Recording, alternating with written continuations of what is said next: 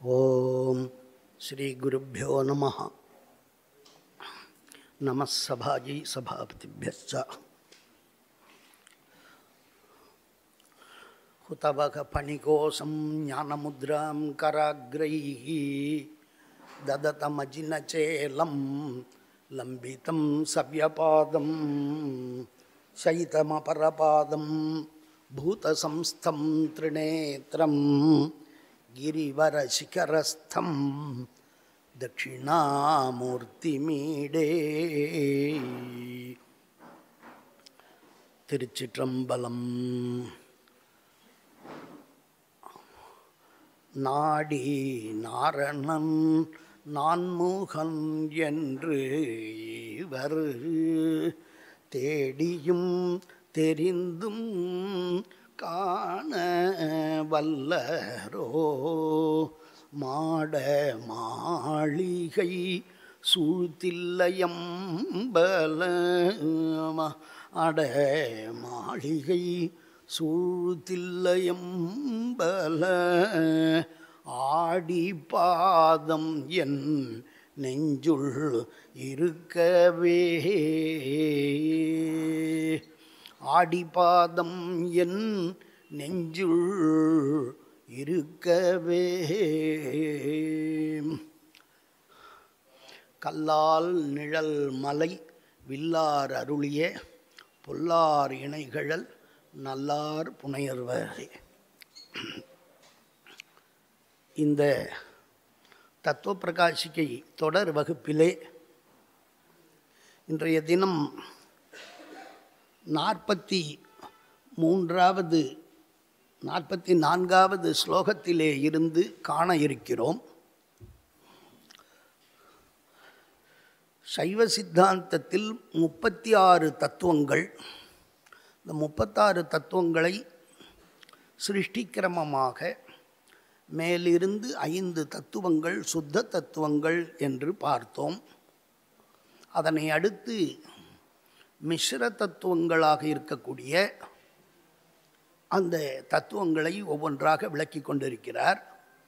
மாயையிலிருந்து கால தத்துவம் தோன்றிற்று, பின்னர் நேதி தத்துவம் தோன்றிற்று, பின்னர் கலா தத்துவம் தோன்றிற்று என்று 3 தத்துவோத்பத்தியை கூறினார்.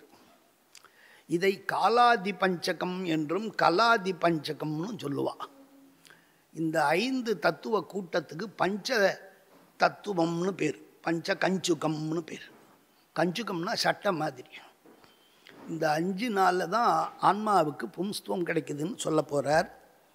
அந்த 5ல் 3 சொல்லி முடிச்சிட்டார். இப்போ அடுத்ததாக உள்ள 2ஐயும் ஸ்லோகத்தில் சொல்கிறார். அதில்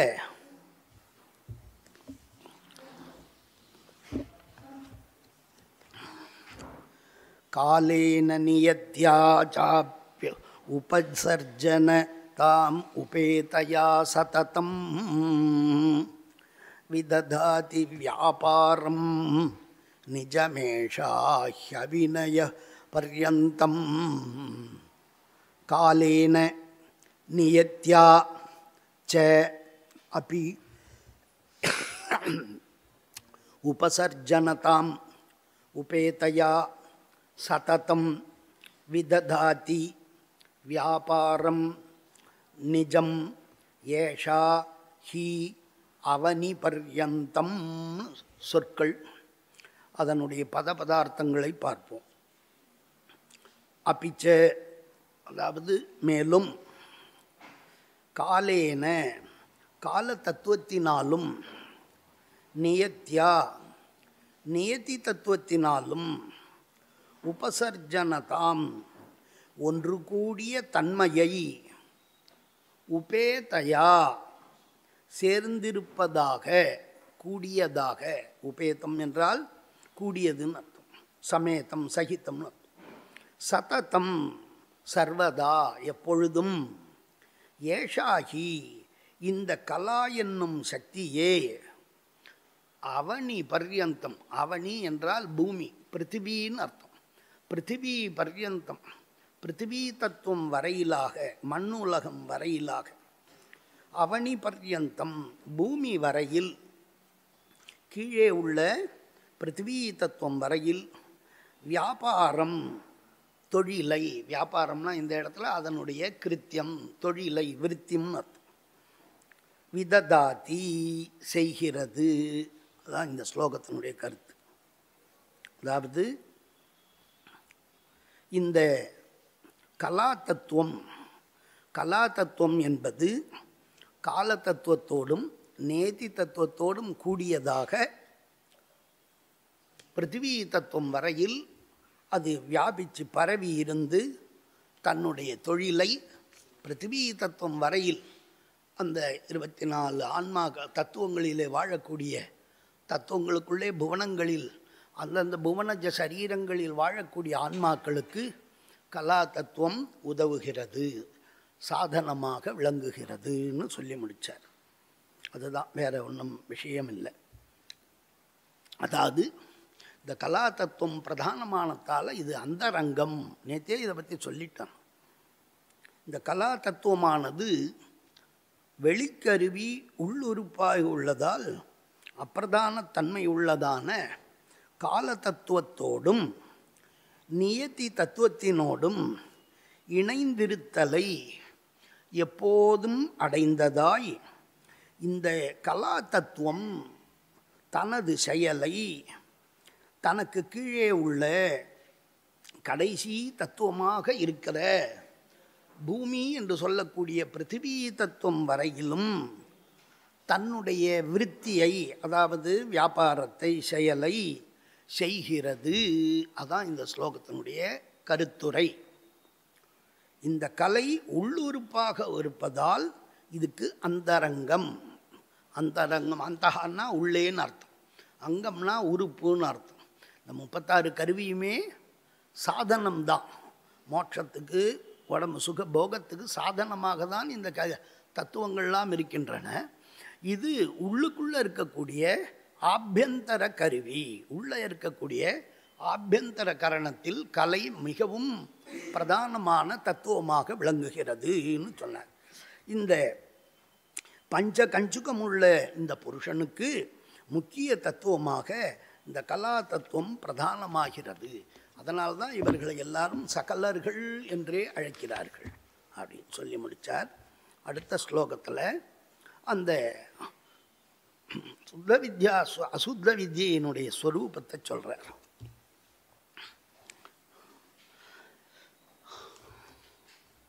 உத்புத்த கர்த்திரு சக்தேஹி பும்சஹா விஷய பிரதர்சன நிமித்தம் வித்யா தத்துவம் சூதே பிரகாசரூபம் கலைவ ஏஷாம்.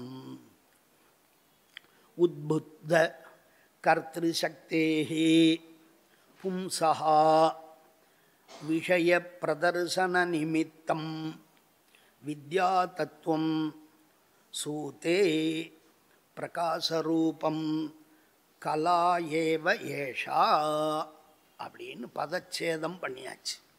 இப்போ பிரதிபதார்த்தத்தை பார்ப்போம். மாயாதஹா, இந்த மாயையிலிருந்து கலா தத்துவம் தோன்றிய பிறகு உத்புத்த கர்த்திரு சக்தேஹி, கிரியாசக்தியின் விளக்கத்தை உடையதான உயிருக்கு, இந்த ஆன்மாவுக்கு விஷய பிரதர்சன நிமித்தம் வெளியில் உள்ள விஷயங்களை காட்டுவதன் பொருட்டு, ஒரு குடம் இருக்குன்னு அயம் கடகான்னு இந்த ஆன்மா அறியுதுன்னா அதற்கு எது காரணம்னா இந்த வித்யா தத்துவம் தான். அதனால் சொல்கிறார், விஷயங்களை அறிவிப்பதற்காக பிரகாச ரூபம், இந்த வித்யா தத்துவ ஸ்வரூபம் எப்படிங்கிறத சொல்கிறார். பிரகாச ரூபம், பிரகடீகரண ரூபமாக வித்யா, வித்யா எனப்படுகிற தத்துவம், தத்துவத்தை, அதாவது மற்றொரு தத்துவத்தை, ஏஷா இயம் கலாக்கியம் தத்துவமேவ, கலா தத்துவமே சூதே தோற்றுவிக்கிறது. மாயையிலேருந்து கலை உண்டாச்சு, இப்போ கலையிலேருந்து இந்த 2 தத்துவமும் உண்டாது. அனந்தேஸ்வரருடைய கலக்கத்தால் நியதி, வித்யா இதெல்லாம் உண்டாகுது, பிரகிருதி இதெல்லாம் கலையிலேருந்து உண்டாகுது. அதை தான் சொன்னார் இதில். இதில் வேற ஒன்றும் இல்லை. வித்யா தத்துவத்தினுடைய உற்பத்தி, அதனுடைய பிரவிற்த்தி, தொழில், இவை இரண்டும் இந்த ஸ்லோகத்தாலே சொல்லப்பட்டது. என்ன சொல்லப்படுறார்? கிரியாசக்தியின் வெளிப்பாட்டை, ஆத்மாவுக்கு ஞானசக்தி கிரியாசக்தி இருக்கணும். இந்த உடம்புல இருந்து அவன் செயல்படுறான் இல்லையா, அப்படி செயல்படுறதான்னா அவனுக்கு கண்ணில் பொருளெல்லாம் தெரியணும், உலக வஸ்துவெல்லாம் தெரியணும், அதை அனுபவிக்கணும். அப்படி வெளிப்பாட்டை, விளக்கத்தை உடைய உயிருக்கு ஓசை, உருவம் முதலான விஷயங்களை, சத்தமாக இருந்தால் காதால் கேட்டு அறிகிறான், உருவமாக இருந்தால் கண்ணாலே பார்த்து அறிகிறான். ஆக இந்த ஓசை, உருவம் முதலான விஷயங்கள், சப்தஸ்பரிசாதி விஷயங்களை அறிவிப்பதற்காக, இந்த ஆன்மாவுக்கு தெரிஞ்சிக்கிறதுக்காக, ஆன்மாவுக்கு அறிவிக்க வேண்டும் என்பதற்காக கலா தத்துவமே பிரகாசரூபமான வித்யா தத்துவத்தை தோற்றுவிக்கிறது. இப்போ இந்த கலா தத்துவம், இந்த வித்யா தத்துவம் எங்கிருந்து தோன்றியது? இந்த வித்யா தத்துவத்திற்கு காரணம் என்ன அப்படின்னா கலா தத்துவம். இந்த வித்யா தத்துவத்தினுடைய ஸ்வரூபம் என்ன அப்படின்னா வெளிச்சம் போட்டு காட்டுறது, வெளிச்சம் போட்டு கொடுக்கறது தான். வெளிச்சம் மட்டும்தான் இது வேலை. ஆன்மாவை சுற்றி மானவ மலம் மறைச்சின்னு இருக்குன்னு சொன்னோம்னா அதை ஒரு பக்கமாக ஒதுக்கி அந்த ஆன்மாவுக்கு கொஞ்சம் தெரியும்படி பண்ணுறது. அப்படியாக நேற்றைய தினம் சொன்னது போல அந்த காரியத்தை ரொம்ப முக்கியமாக செய்கிறது. இவ்வாறே இந்த கலையிலிருந்து ராகம், வித்யைன்ற தத்துவங்கள் தோன்றியதுன்னு ரௌரவாகமன் சொல்லியிருக்கு. இதை ஏன் சொல்லணும்னா, சில பேர் சொல்லின்னு இருக்கா இந்த வித்யா தத்துவம் மாயையிலேருந்து தோன்றியதுன்னு சொன்னால் என்ன? ரௌரவாகமத்தில் சிறப்பாக கலா தத்வாதராக வித்யேன்னு ஸ்பஷ்டமாக சொல்லியிருக்கார். சித்தாந்த சாராவளியில் திரிலோச்சன சிவாச்சாரியாரும் மாயாத்தோ அனந்த யோகாத்து பிரசரதி ச கலா கால தத்துவம் நியத்யா வித்யா ராக புருஷன்னு அப்படி சொல்கிறார். அதனால் கலையிலிருந்து வந்ததாக தான் நம்ம சைவ தட்சிணாத்திய பத்ததியில், நம்ம சம்பிரதாயத்தில் கலையிலிருந்து தான் இந்த வித்யா தத்துவம் தோன்றிற்று என்பது தான். அவர் வேற ஒரு காரணத்தில் சைவ ரகசிய கிரந்தத்தில் இருக்குன்னு குமாரல தேவர் வியாக்கியானத்தில் பண்ணியிருக்கார். அதை நம்ம இங்கே எடுத்துக்க வேண்டாம். ஏன்னா உங்ககிட்ட புஸ்தகமும் இருக்கிறதாலே குழம்ப வேண்டாம், தெளிவு வேணுங்கிறத சொல்கிறோம். உற்பத்தியை நம்ம மாற்றி ஒத்துண்டா தினந்தோறும் பூத சுத்தியும் போது லயம் பண்ணும்போதும் அந்த கிரமத்தை பண்ணணும். எதுலேருந்து எது உண்டாச்சோ அந்த காரணத்தில் தான் காரியத்தை ஒடுக்கணும். இப்போ நம்ம மாற்றி ஒட்டுன்ட்டா நம்ம எல்லா பத்ததியும் மாற்றும்படியாக ஆகிவிடும் அப்படின்னா அதை பற்றி இந்த ஸ்லோகத்தினுடைய கருத்துரை இதுதான். கிரியாசக்தியின் வெளிப்பாட்டை, அதாவது வெளிச்சத்தை விளக்கத்தை உடைய உயிருக்கு ஓசை, உருவம் முதலான விஷயங்களை அறிவிப்பதற்காகவே கலா தத்துவமே பிரகாசரூபமாக வித்யா தத்துவத்தை தோற்றுவிக்கிறது. கலா தத்துவம்தான் தோற்றுவிக்கிறது. வித்யா தத்துவத்திற்கு காரணம் கலா தத்துவம் அப்படிங்கிறத இங்கே சொல்லலாம். அடுத்த ஸ்லோகத்தில் இந்த இடத்துல அடுத்ததான தத்துவத்தை, வித்யா தத்துவ ஸ்வரூபத்தை சொன்னார். அடுத்தது ஸ்லோகத்தால் சொல்கிறார், வித்யா தத்துவத்தினுடைய வியாபாரம், தொழில் என்ன? இந்த வித்யா தத்துவம் என்ன பண்ணும்? இந்த வித்யா தத்துவம் கலா தத்துவத்திலேருந்து வந்ததுன்னு மட்டும் சொல்லிட்டார் சென்ற ஸ்லோகத்தில். இந்த ஸ்லோகத்தால் அந்த வித்யா தத்துவம் என்ன செய்கிறது, எதற்காக அது தேவைப்படுகிறது, அதனுடைய தேவை என்னங்கிறத ரொம்ப முக்கியமான விஷயத்தை சொல்கிறார். ஆவரணம் பித்வைஷா ஞானாக்கியாயா ஸ்வகர்மணா சக்தேஹ தரிசயதி விஷயஜாதம் கரணம் சேகாத்மன பரமம். ஏஷா ஆவரணம் பித்வா ஞானாக்கியா ஸ்வகர்மணா சக்தேஹ விஷயஜாதம் தரிசயதி சா இக ஆத்மனஹ பரமம் காரணம் பவதி அப்படின்னு சொன்னார். இந்த வித்யா தத்துவமானது ஸ்வகர்மனா தன்னுடைய செயல்பாட்டால் சக்தேகே சக்திமானான ஆன்மாவுக்கிட்ட ஏற்கனவே சக்திமான் இருக்கு, சக்தி இருக்கு அவங்ககிட்ட. அந்த சக்திமானான ஆத்மாவுக்கு ஆவரணம் மலரோதம், ஆணவ மலம் சுத்தீரம் மறைச்சின்னு இருக்கணும். அந்த ஆணவ மலத்தினுடைய ரோதம்னா மறைப்புன்னு அர்த்தம். மறைப்பு சக்தியை ஆவரணம் பித்வா பிளந்து விலக்கி கெடுத்து விஷய ஜாத்தம் எதிரில் உள்ள பொருளை விஷயத்தை, விஷய ஜாத்தம்னா இந்த ஜாத்தியக வச்சனம், எதிரில் எந்த பொருள் இருக்கோ அயம் கடஹா அயம் விருட்சஹா இப்படி எந்தெந்த பொருளையும் சுட்டி காட்டுறதுக்கு அறிவதற்கு விஷய சமூகத்தை தரிசயதி. இந்த வித்யா தத்துவம் இல்லைன்னா அதை பார்க்க முடியாது. வித்யா தத்துவம் தான் காட்டி கொடுக்குது, வித்யா தத்துவம் காட்டி கொடுக்குது அப்படின்னு சொல்கிறார். விஷய தரிசன விஷயே இக இவ்விஷயத்தில் வெளிச்சம் தந்து காட்டுவதாலே இவளுக்கு வித்யான்னு பேர். ஒரு இருட்டில் இருக்குது, இருட்டில் அங்கே ஏதோ ஒரு படம் இருக்குது, என்ன இருக்குன்னு தெரியல நமக்கு. நமக்கு என்ன தேவை? ஒரு வெளிச்சம் தேவை. விளக்கோ அல்லது டார்ச் லைட்டோ வச்சு அடித்தா ஓஹோ இதுதான் அங்கே இருக்குன்றத நம்ம விஷயத்தை நிச்சயம் பண்ணுறோம். அப்போ விஷயத்தை காண்பதற்கு முதற் காரணமாக என்ன தேவைப்படுது? வெளிச்சம் தேவைப்படுது. அந்த வெளிச்சத்தை கலா தத்துவம் உண்டாக்குது, வித்யா தத்துவம் அந்த அறிவுனாலே அதை இருக்குன்றதை காட்டுது. இதெல்லாம் உடனே நடக்குது. நம்ம சாதாரணமாக இதை எப்படி தெரிஞ்சுக்கிறோங்கிறதால நமக்கு அது வேகம் தெரியல. மனோவேகம் எல்லாம் இந்திரியங்கள்லாம் மனசோடு சேர்ந்து வேலை செய்யுது. மன இந்திரிய சம்யோகா, இந்திரியம்னா கண்காது மூக்கு இதெல்லாம். இந்திரிய விஷய சம்யோகா, இந்த ஒரு குடம்னு தெரிஞ்சுக்கிறதுக்குள்ளே இவ்வளோ வேலை இருக்குது. இந்திரியம் பொறிகள் அந்த பொருளை பற்றி நிற்க வேண்டும், அந்த பொறிகளோடு மனம் இணைய வேண்டும், அந்த மனதுக்கு ஆத்மா ஆர்டர் போட வேண்டும், அந்த ஆத்மாவுக்கு அந்தராத்மாவாக இருக்கக்கூடிய இறைவன் துணை புரிய வேண்டும். இவ்வளவு வேலையும் இருக்குது. 100 தாமரை இதழை வச்சுட்டு ஊசியால் குத்தனா ஒசுக்குன்னு கீழே வந்துடும். முதலாவது இலையை பொத்துண்டு 2வது இதழை பொத்துண்டு தான் உள்ளே வந்திருக்கு. அதனுடைய காலத்தெல்லாம் நம்மால் கணிக்க முடியுமா? அப்படியாக இது இருக்குது.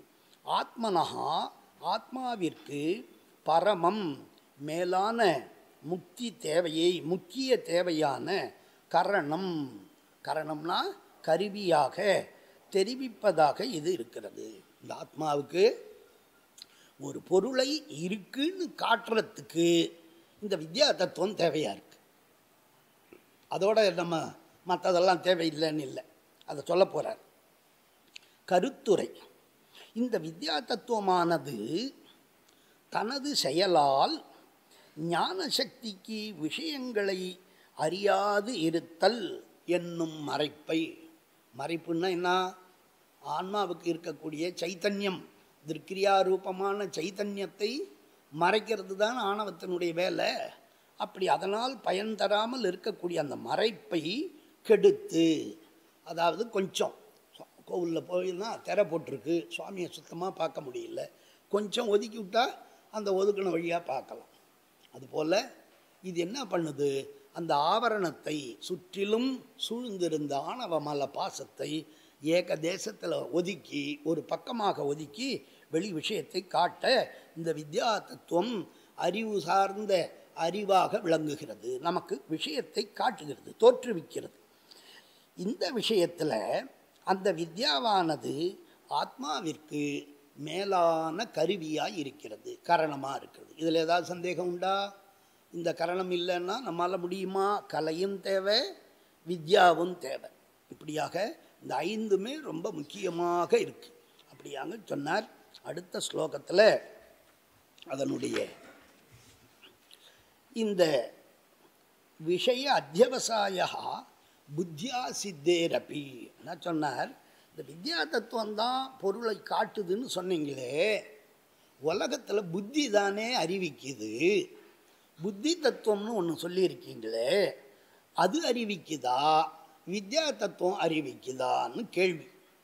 அந்த வினாவுக்கு இந்த ஸ்லோகத்தில் பதில் சொல்கிறார் ஆச்சாரியர். இந்த வித்யை தான் பரம காரணம். அந்த புத்திக்கும் இந்த வித்யை இருந்தால்தான் அந்த புத்தி ஒரு பொருளை அறியும்னு சொல்ல போறார். என்ன சொல்றார் பார்ப்போம். புத்திரியதாஸ்ய போக்யா சுகாதிரூபா ததா பவேத் கரணம் வித்யைவம் கரணம் ஸ்யாத் விஷயக்கிரகணே புனர்புத்தி. இந்த ஸ்லோகத்தால் வித்யா தத்துவத்துக்கும் புத்தி தத்துவத்துக்கும் செயல்பாட்டில் உள்ள வேறுபாட்டை சொல்லுகிறார்.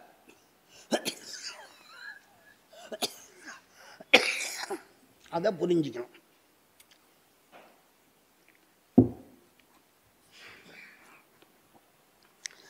அஸ்ய புருஷஸ்ய புத்திஹி புத்தியாக்கியா புத்தி என்பது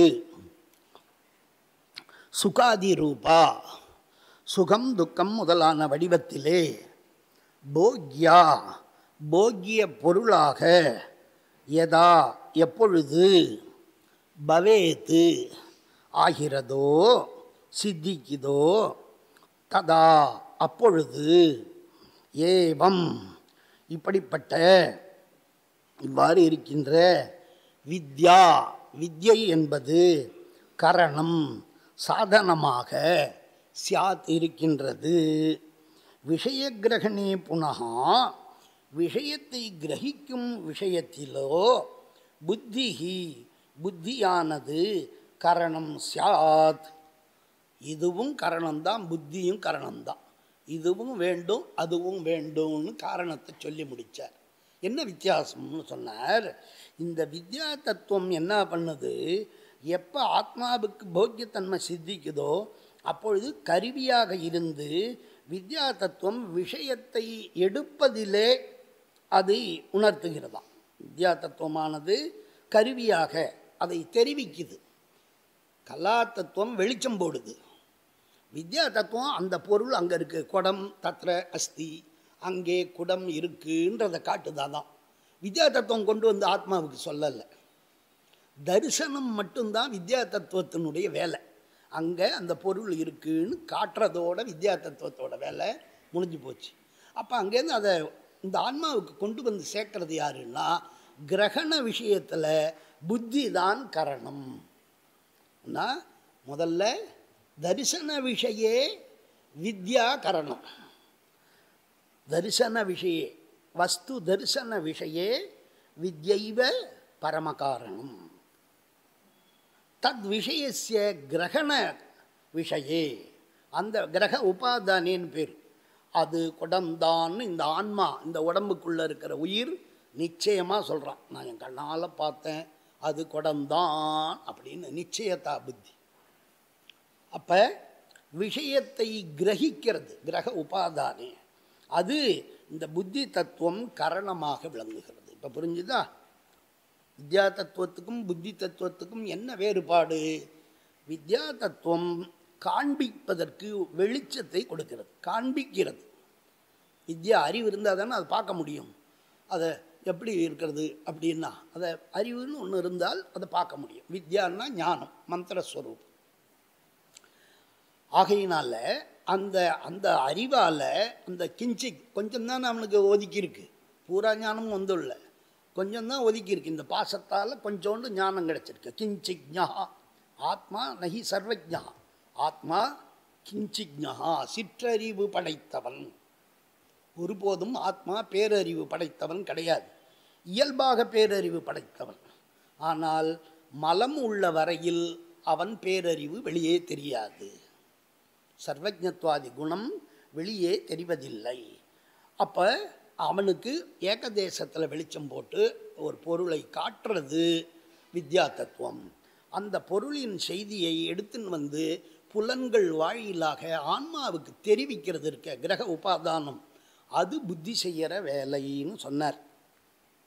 இந்த ஆன்மாவிற்கு புத்தியானது சுகதுக்க ரூபமான போக்கிய பொருளாக, நான் சுகமாக இருக்கேன், எனக்கு கஷ்டமாக இருக்கேன், இப்படியெல்லாம் அனுபவிக்கிறானே, அதான் போகம். சுகதுக்க போகமானது பொருளாக எப்பொழுது சித்திக்கிறதோ, புத்தி சித்திச்சாதான், புத்தி குணத்தால் தான் இவன் இந்த சுகதுக்கத்தெல்லாம் அனுபவிக்கிறான். ஆகையினால அப்பொழுது இந்த வித்யா தத்துவம் காரணமாய் இருக்கிறது.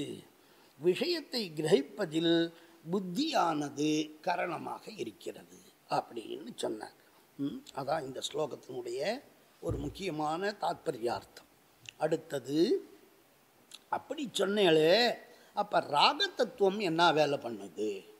இப்போ சுத்த தத்துவம் 5ல் எல்லாம் சொல்லிட்டார். கால, நியதி, கலா, வித்யா 4 சொல்லி முடிச்சிட்டார்.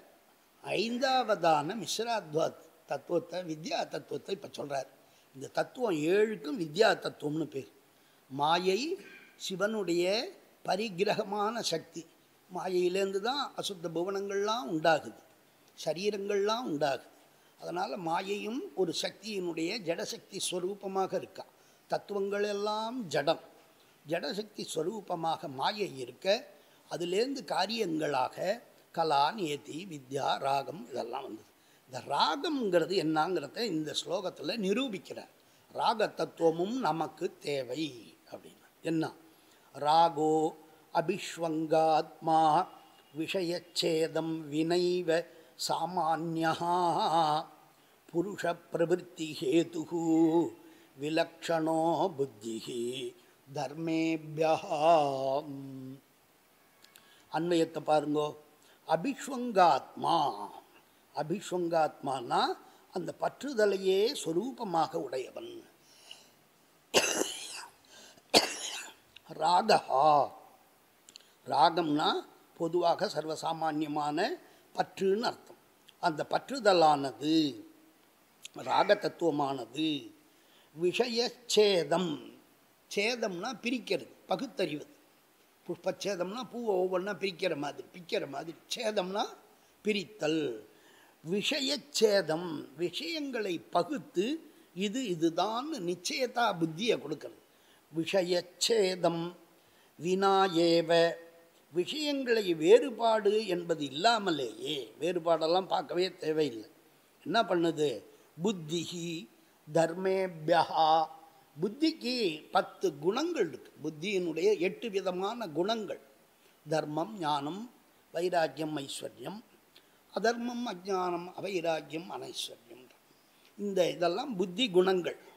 இந்த புத்தி குணங்கள்னால புத்தி தர்மேபியா, புத்தி தர்ம குணங்கள் அந்த பண்புகளை விலக்ஷணமாக மாறுபட்ட இலக்கணத்துடன், விலக்ஷணம்னா லட்சணம்னா இலக்கணம், பிரிதி நின்று தனித்து காட்டும்.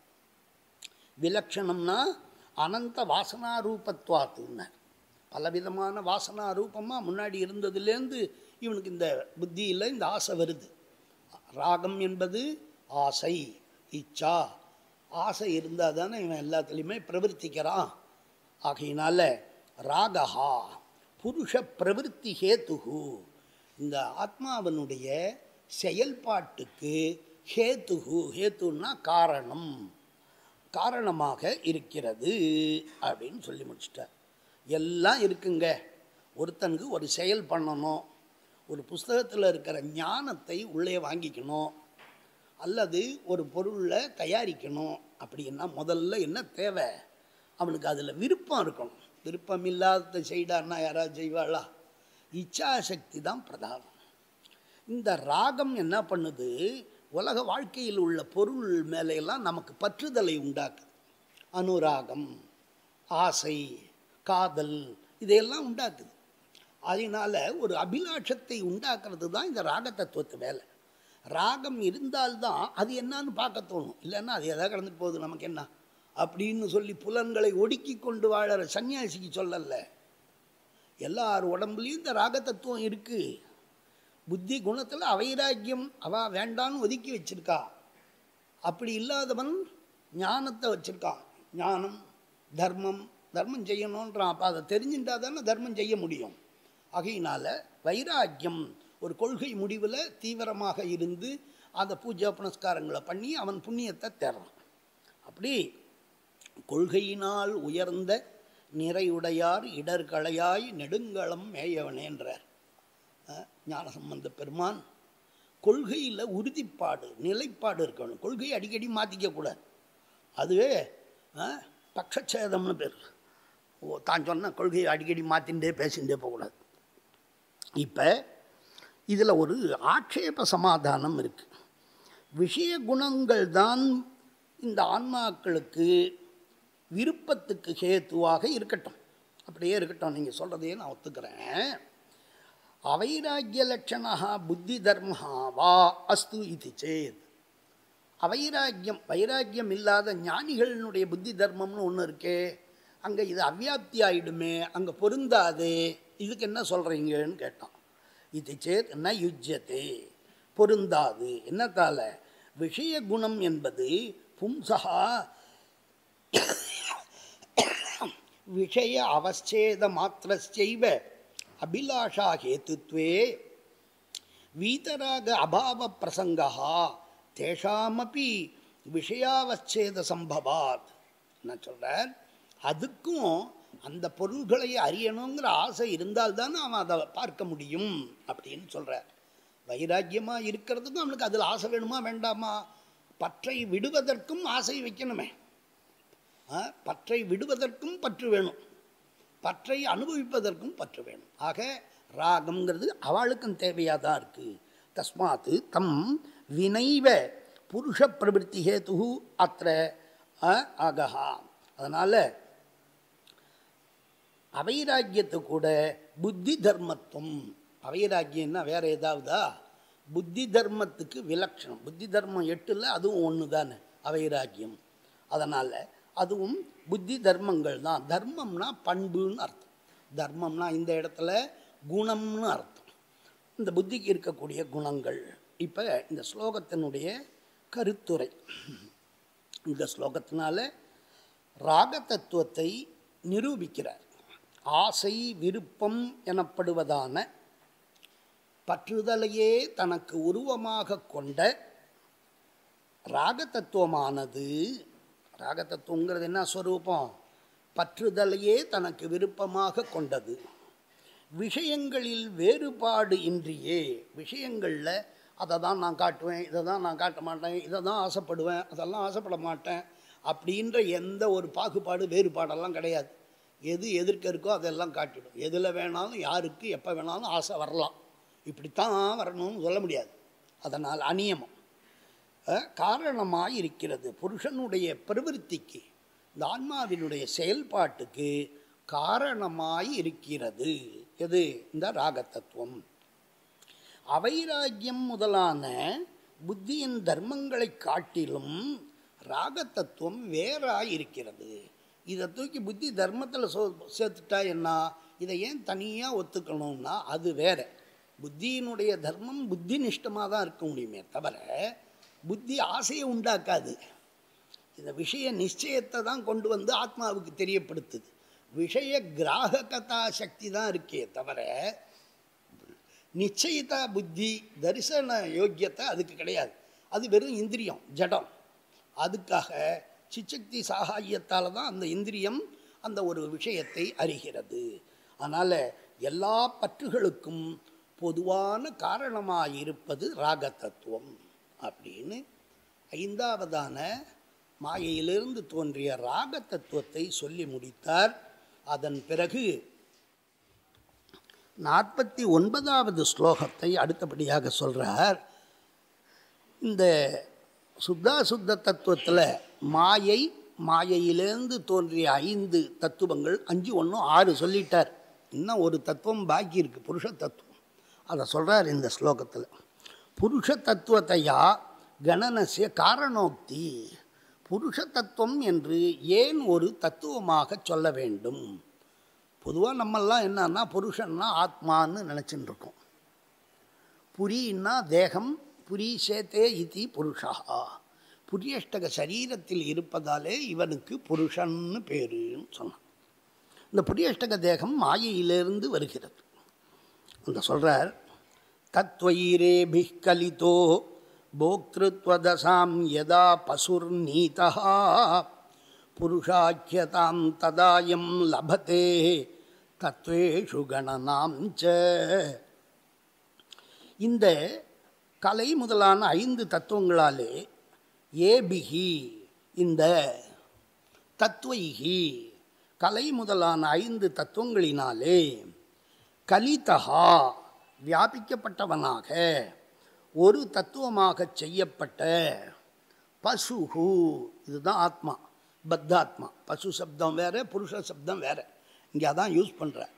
பசுஹு ஆத்மாவானது, கட்டுண்ட ஆத்மாவானது யதா எப்பொழுது போக்திருத்துவ தசாம், தசான்னா நிலைன்னு அர்த்தம். தசான்னா இந்த இடத்துல திசை இல்லை, திசை இல்லை, தசா.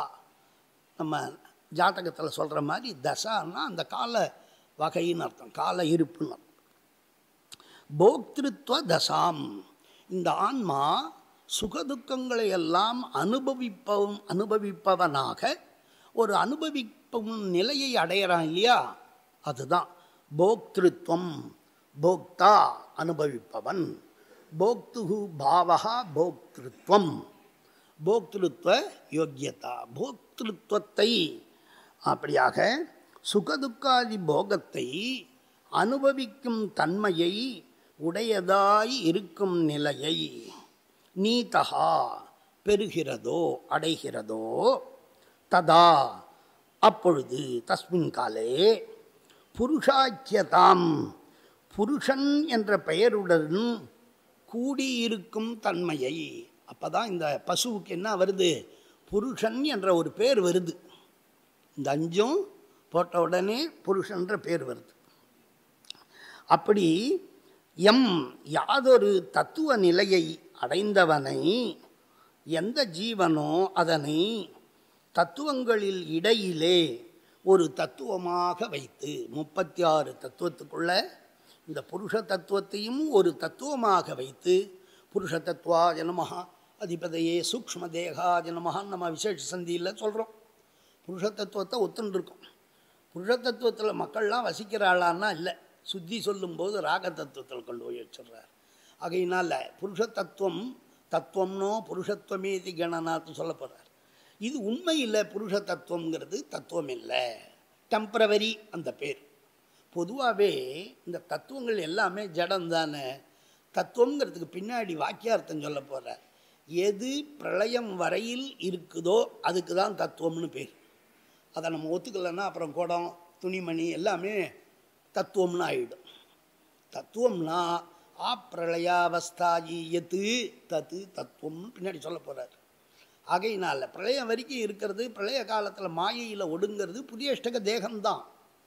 அதனால் அந்த தத்துவேஷு கணனாம் ச லபத்தே, 7 யோனி 14 யோனிகளில் அவன் அறியதான ஒரே ஒரு வகை, அந்த ஒரு வகையான மனுஷ யோனியில் அவன் பிறக்கிறான்.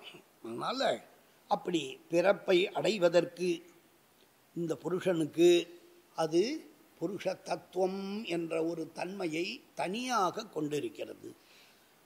பசு வேற, புருஷன் வேற. நான் முன்னே சொல்லியிருக்கேன், சிவன் வேற, சிவ தத்துவம் வேற. ஆகையினால இந்த இடத்துல புருஷ தத்துவம்ன்றது புரினா புரியஷ்டகம் சூக்ஷ்ம தேகம், நான் இதெல்லாம் முன்னாடியே சொல்லிட்டேன் இதனுடைய விளக்கத்தை. அப்படி 8 தத்துவங்கள், அந்த 8ஐயும் 8 விதமான கூட்டத்தினால இருக்குன்றதையும் முன்னாடியே நான் சொல்லிட்டேன். ஏன்னா அவர் முன்னாடி அந்த சொல்ல யூஸ் பண்ணும் பொழுதே அதுக்கு உங்களுக்கு விளக்கம் சொல்லாமல் நம்ம மேலே போக முடியாது. இப்போ அவர் பாசங்கிற லட்சணத்திலையும் திரும்பவும் சொல்லுகிறார் அதை பற்றி. இப்போ இதை கருத்துரையை பார்ப்போம்.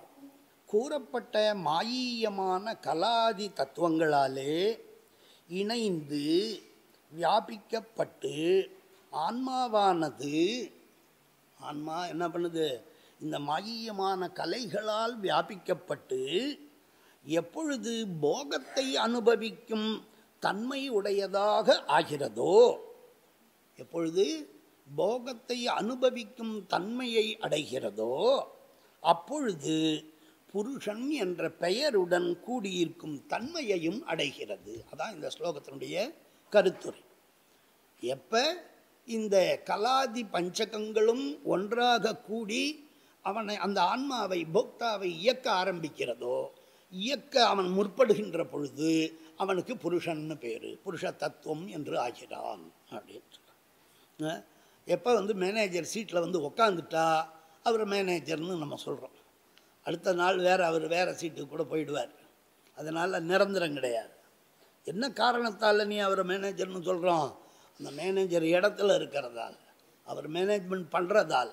அதுபோல் இந்த 5 தத்துவங்களாலே போக்தாவாகும் தன்மையை இந்த ஆன்மா அடைவதாலே இந்த ஆத்மாவுக்கு புருஷத்துவம் என்பது சித்திக்கிறது. புருஷத்தன்மை அந்த போக்தாவாக, இந்த உடம்புக்கு அவர் தான் கர்த்தா.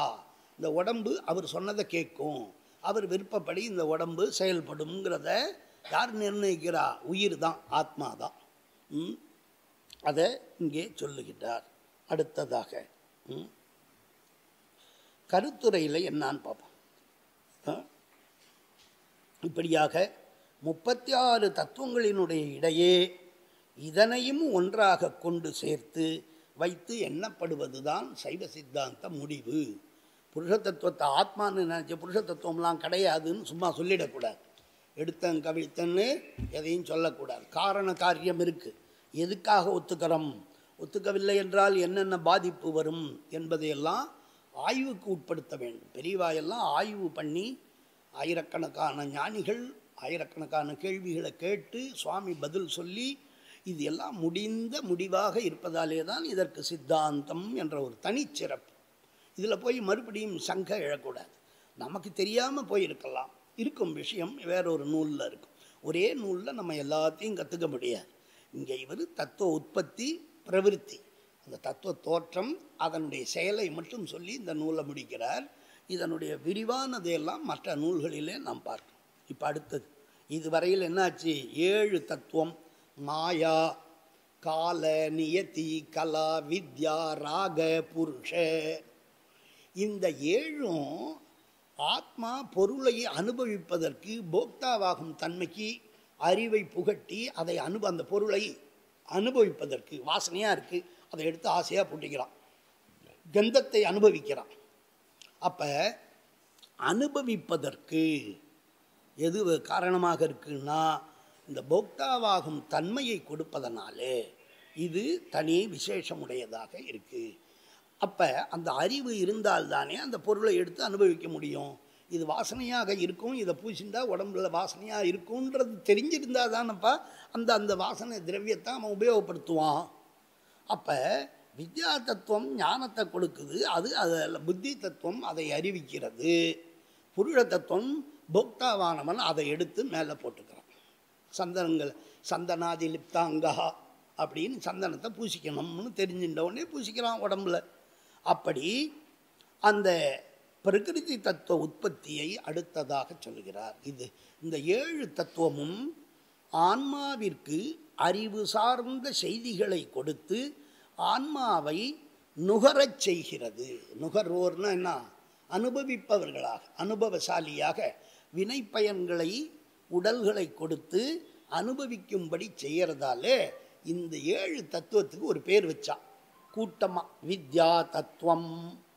எப்படி அந்த தத்துவம் 5க்கும் சுத்த தத்துவம், சிவ தத்துவம்னு 5 தத்துவங்களுக்கு பேரோ, அதே போல் இந்த மாயாதி புருஷாந்தமான 7 தத்துவத்தையும் வித்யா தத்துவம் அப்படின்னு சொன்னான். வித்யான்னா இந்த இடத்துல என்ன? அம்பாளினுடைய சக்திக்கு வித்யான்னு பேர். தத்துவங்கள்லாம் ஜடம், ஜடத்துலேயும் சக்தி இருக்குது. நல்லா கண்ணு இருக்கும், கண்ணு தெரியலன்ட்டான்னா இந்திரியம் வேறு, அதில் உள்ள தரிசன சக்தி வேறு. ஆகையினால சக்தி தான், இந்த பாசங்களிலேயும் சக்தி தான் அவளுக்கு துணையாக இருக்கு. அப்படியாக இந்த முறையை சொல்லி அடுத்ததாக பிரகிருதி முதற்கொண்டு பிருத்திவி வரையில் உள்ள 24 தத்துவத்தையும் ஸ்லோகத்தாலே கூறுகிறார். புருஷஸ்ய ஹி போகார்த்தம் கலைவ தஸ்மாத் பிரசூயதே அவ்யக்தம் அனபிவ்யக்த குணத்வாத் அவ்யபதேஷ்யம் தத் அவ்யயம். புருஷஸ்ய ஹி, புருஷனுக்கு, போகார்த்தம் அனுபவிப்பதற்காக, கலைவ அந்த கலையிலிருந்து, அவ்யக்தம் பிரசூயத்தே அவ்யக்தம் என்று சொல்லக்கூடிய பிரகிருதி தத்துவம் உண்டாகிறதுன்னு சொல்கிறார். இதில் என்ன காரணங்கிறத சொல்கிறார். பதார்த்தத்தை பாருங்கள். புருஷஸ்ய புருஷனுடைய போகார்த்தம் ஹி பிரகிருதி தத்துவம் எதுக்கு தேவை? பெரிய கேள்வி வருது. பிரகிருத்தியாதி பிருத்திவியந்தம் 24 தத்துவங்களின் தேவை என்ன சார் வந்தது அப்படின்னா, அதெல்லாம் அனுபவிக்கணுமே. பொருள் இருந்தால் தானே அனுபவிக்க முடியும். பூவும் சந்தனமும் இருந்தால் தானே பூஜை பண்ண முடியும். வீட்டில் பொருள்கள்லாம் இருந்தால் தானேப்பா அவள் சமைச்சு போடுவா, அவள் நம்ம சுகமாக இருக்க முடியும். அப்போ பொருள்களின் தேவை அதான் அனுபவித்தல், போகார்த்தம். அப்படி போகத்தின் பொருட்டு தஸ்மாத் அந்த மாயையில் தோன்றிய தத்துவமான கலாயேவ கலை என்னும் தத்துவமே அவ்யக்தம் என்னும் அவ்யக்தம். அவ்யக்தம்னா என்னன்றது சொல்ல போகிறார். அவ்யக்தம் எனப்படுகிற பிரகிருதி என்ற தத்துவத்தை நம்ம எல்லாரும் என்ன சொல்லுவோம்? பிரகிருதி தத்துவாய நமஹா, அதிபதே பிரதானகாய நமஹா. பிரதானம் பிரகிருதி ஸ்திரியாம்.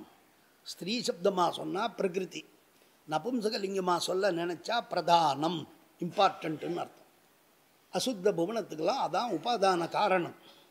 அப்படி அங்கே உபாதான காரணமாக இதுலேருந்து தான் எல்லாம் உண்டாகுது. அதுக்கு சொல்ல போகிறார்.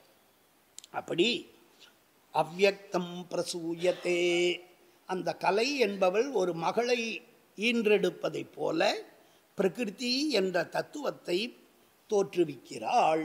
கலா என்கிற தத்துவம் பிரகிருதி என்ற தத்துவத்தை தோற்றுவிக்கிறது. நம்ம தமிழில் சொல்கிறதுன்னா இந்த ஆண்பால் புல்லிங்கத்தெல்லாம் பொதுவாக அக்கிரிணையிலே சொல்லிடுது. இந்த கலா தத்துவம்தான் பிரகிருதி தத்துவத்தை உண்டாக்கி வைக்கிறது. சரி, அனபிவ்யக்த குணத்வாது அவ்யபதேசியம் தத்து அவ்யக்தம் இது உதித்தம்.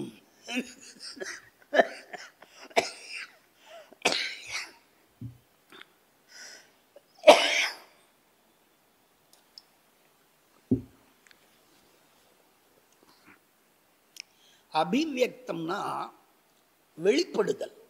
அபிவியக்தம்னா வியக்தம்னா வெளிப்பாடு. அபிவியக்தம்னா அபிதஹா சமந்தாத்து, அது முற்றிலும் சுற்றிலும் வெளிப்படுவது அபிவியாப்தி. அப்படி அனபிவியாப்தி, ந அபிவியாப்தி அனபிவியாப்தி இல்லாதது. இது என்ன பண்ணுது? வெளிப்படாத குணங்களோடு கூடியதாக இருக்குது. இந்த பிரகிருதி தத்துவத்துக்கு ஸ்வரூபம் சொல்கிறார். இதுக்கு லட்சணம் சொல்லணும். பிரகிருதி தத்துவத்தை உண்டாச்சு, இது எதுக்காக உண்டாச்சு அப்படின்னா, பிரகிருதி தத்துவம் வெளிப்படாத 3 குணங்களை தனக்குள்ளே வச்சுருக்கு. வெளிப்படலை, வெளிப்பட்டால் குணத்தத்துவம். அப்போ தத்து அப்படி தனக்குள்ளே மறைச்சி வச்சிருக்கிறதால, கர்ப்பவதியாட்டம் மறைச்சி வச்சுன்னு இருக்கிறதால இந்த பிரகிருதிக்கு இன்னொரு பேர் வச்சான் அவ்யக்தம். இந்த சத்வரஜஸ் தமோ குணங்கள் வெளிப்படையாக பிரகிருதியில் தெரியவில்லை. ஆதலால் சைவ சித்தாந்தத்தில் இதற்கு அவ்யக்தம், வெளிப்படாதது என்று பெயர் வருகிறது. பிரகிருதி தத்துவம் எதிலிருந்து உண்டாச்சு? கலா தத்துவத்திலிருந்து உண்டாச்சு. பிரகிருதி தத்துவத்துக்கு காரணம் எது? கலா தத்துவம். காரியம் எது? பிரகிருதி தத்துவம். அந்த பிரகிருதி தத்துவத்துக்கு இன்னொரு பெயர் என்ன? அவ்யக்தம். ஏன் அவ்யக்தம் என்று பெயர் வந்தது? அதில் 3 குணங்களும் வெளிப்படாத நிலையில் மறைந்து இருக்கிறதால அதுக்கு அவ்யக்தம்னு பெயரு, காரண பெயர் என்று சொன்னார். ஏன் அப்படி இருக்கணும்? அடுத்த கேள்வி. இதை குணங்கள் உண்டாச்சுன்னா எங்கிருந்து உண்டாச்சு? குணங்கிறது ஒன்று கிடையாது, 3 குணம். சத்துவகுணம், ரஜோகுணம், தமோகுணம். அப்போ அதெல்லாம் எதில் இங்கே வந்ததுன்னு சொன்னால் ஒரு காரணம் சொல்லணுமா வேண்டாமா? காரணம் இல்லாமல் காரியம் எங்கேயாவது தோன்றுமா? மண் இல்லாமல் குடம் உண்டாகுமா? ஆகையினால இங்கே 3 வகையான குணத்தத்துவம் தோன்றுவதற்கு ஒரு காரணத்தை நாம் ஒப்புக்கொள்ள வேண்டிய கட்டாயத்தில் இருக்கிறோம். சாங்கியர் முதலானவர்கள்லாம் பிரகிருத்தியந்தமாகவே அவள் சித்தாந்தங்களை பண்ணியிருக்கா. அது வரைக்கும் தான் அவள் ஆய்வு பண்ணியிருக்கா. அதனால் பிரகிருத்தியை நித்தியம்னு ஒத்துக்கிறான் சாங்கியர்கள். பிரகிருத்தியையே நித்தியம்னு சொல்லுகிறான். நம்ம சைவ சித்தாந்தத்தில் அது மாயை, ஜடம். பிரகிருதி என்பது அசுத்த புவனத்துக்கு உபாதான காரணம். அதுலேருந்து வருவது எல்லாம் ஜடம். ஜடம்னா நான் தோன்றியது எதுவோ அதுக்கு நிச்சயம் அழிவு உண்டு. தோன்றிய பொருள் ஒடுக்கம் உடையது அப்படிங்கிறத அதான் சொல்கிறார். இப்படி இந்த அவ்யக்தம் என்ற ஏன் பேர் வந்ததுன்னு சொன்னார். இந்த ஸ்லோகத்தினுடைய கருத்துரை இதில் வேற ஒன்றும் விஷயம் இல்லை. இந்த மூணே விஷயம்தான். பிரகிருதிங்கிறது எதுக்காக தோன்றியது, காரணம், பர்பஸ். எதுக்கு? போகார்த்தம். தாங்கிட்டேந்து உண்டான குணம், புத்தி, அகங்காரம், மற்றது எல்லா தத்துவமும் 24 தத்துவமும் இந்த ஆன்மாவுக்கு போகார்த்தத்துக்காக இருக்குது. நான் அன்றைக்கே சொன்னேன், 24க்கும் போக்ய காண்டம். போஜ்ய காண்டம், போஜனம்னா சாப்பாடு. சாப்பாடு வச்சா தானே சாப்பிட முடியும். அதுபோல் போஜ்ய வஸ்துவாக இருக்கக்கூடியவை இந்த 24. போஜ இத்ரு காண்டம், அந்த போஜ்யத்தை அனுபவிக்கும்படி பண்ணுறதுக்கு 7 தத்துவம். அதான் வித்யா தத்துவம். இன்னொன்று போக்ய போஜ்யை தான் பார்த்தோம். அது யாருன்னா பிரேரக காண்டம், போஜ இத்ரு காண்டம். இப்படியாக சுத்த தத்துவம் அசுத்த சொன்னார். இப்போ கருத்துரையை பாருங்க. புருஷனுடைய போகத்திற்காக கலை என்னும் தத்துவமே அந்த ராக தத்துவத்திற்கு பிறகு பிரகிருதி தத்துவத்தை தோற்றுவிக்கிறது. இதுக்கப்புறம் எது வந்ததுங்கிறத அந்த முறைகளை கிரமத்தை தெரிஞ்சுக்கணும். ராக தத்துவத்திற்கு பிறகு பிரகிருதி தத்துவத்தை அந்த கலா தத்துவம் தோன்றிவிட்டது. கலாதா ராக வித்யேச்ச அவ்யக்தம் எல்லாம் அதிலேருந்து வந்தது. அப்படியாக ராக தத்துவத்துக்கு அடுத்ததாக பிரகிருதி தத்துவம் வந்ததாக இந்த நூலாசிரியர் நமக்கு அந்த வரிசை முறையை சொல்லுகிறார். அப்படி இந்த பிரகிருதி தத்துவமானது வெளிப்படாதவைகளாக சாத்விக, ராஜச, தாமச, தத்தித விருத்தி, சத்துவகுணம் உடையவை சாத்விக குணம், ரஜோகுணம் உடையவை சம்பந்தமுள்ளவை ராஜச குணம், தமோ குணத்தின் சம்பந்தம் மிகுதியாக இருப்பது தாமச குணம். முதல் எழுத்துக்கு நெடில் வரும், அதனாலேயே அது அந்த தன்மையை உடையதுங்கிறத காட்டுது, தத்தித விருத்தி. அப்படி இந்த சாத்விக, ராஜச, தாமசம் என்னும் 3 குணங்களோடு கூடியிருப்பதால், எது கூடியிருக்கு? பிரகிருதி தத்துவம் ஆல்ரெடி அங்கே இருக்குது. அதுதான் குணத்தத்துவத்தை விளக்கி சொல்ல முடியாத காரணத்தை கொண்டு காரணமாய் இருக்குது. அப்போ அந்த பிரகிருதியே பொறுமை, குணத்தத்துவம் தனியாக ஒத்துக்க வேண்டாமே. நான் சொன்னேனே, குணத்தத்துவங்களுக்கு காரணம்னு ஒன்று சொல்லணுமே, எதுலேருந்து உண்டாச்சுங்கிறதுக்கு. அதனால் பிரகிருதி தத்துவம் என்பவள் எல்லா குணங்களுக்கும் காரணமாக திகழ்கிறாள். இதை தமிழில் சைவ சித்தாந்தத்தில் பிரகிருதி மாயான்னே சொல்லுவாள்.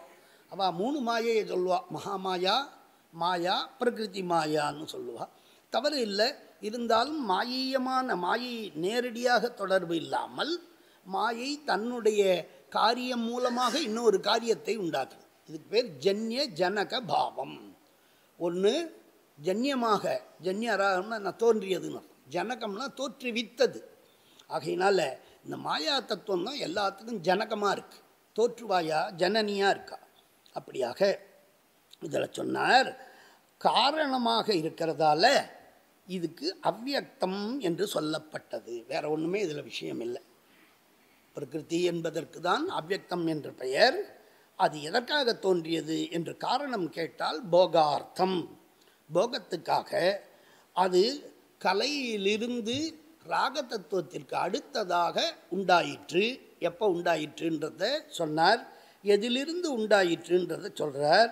ஏன் இந்த பிரகிருதியிலிருந்து இது உண்டாக வேண்டும்? பிரகிருதியில் தான் அவ்யக்தமாக இருக்கே, அதையே வைத்து கொள்ளக்கூடாதான்னா அதில் குணமாக பண்பாக இருக்குது, அவ்யக்தமாக இருக்குது. அதனால் வியக்தமாக வந்தால்தான் அதுலேருந்து பல தத்துவங்கள் தோன்றி மனுஷனுக்கு பயன்பாட்டுக்கு போகத்துக்கு வர முடியும். மனுஷன்கிட்ட எல்லாரும் ஒரே மாதிரியாக இருக்கான். சத்துவகுணம், ரஜோகுணம், தமோகுணம் பல ஈடுபாட்டில் பல விதமாக இருக்குது.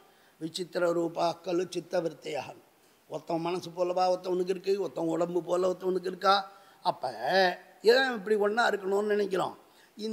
இதனுடைய சதவிகித வேறுபாடுகள் பல விதமாக இருக்குது. ஆத்திய வர்ணம் 4 தான். அதை வச்சு 40 விதமாக நம்ம பர்சன்டேஜில் மிக்ஸ் பண்ண விதமாக கலர் வருது. அதுபோல் இங்கே ஆத்தியமாக உள்ளது பிரகிருதி சித்திரரூபம்.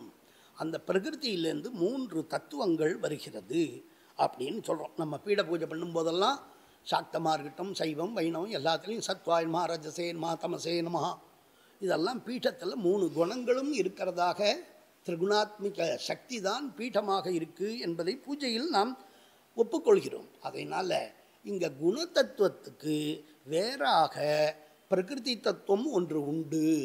ஏனென்றால் குணத்தத்துவத்துக்கு காரணமாக அது திகழ்கிறது, பிரகிருதியின் காரியமாக குணத்தத்துவம் திகழ்கிறது என்று இரண்டையும் ஒத்துக்கொள்ள வேண்டும்னு சொல்லி முடித்தார்.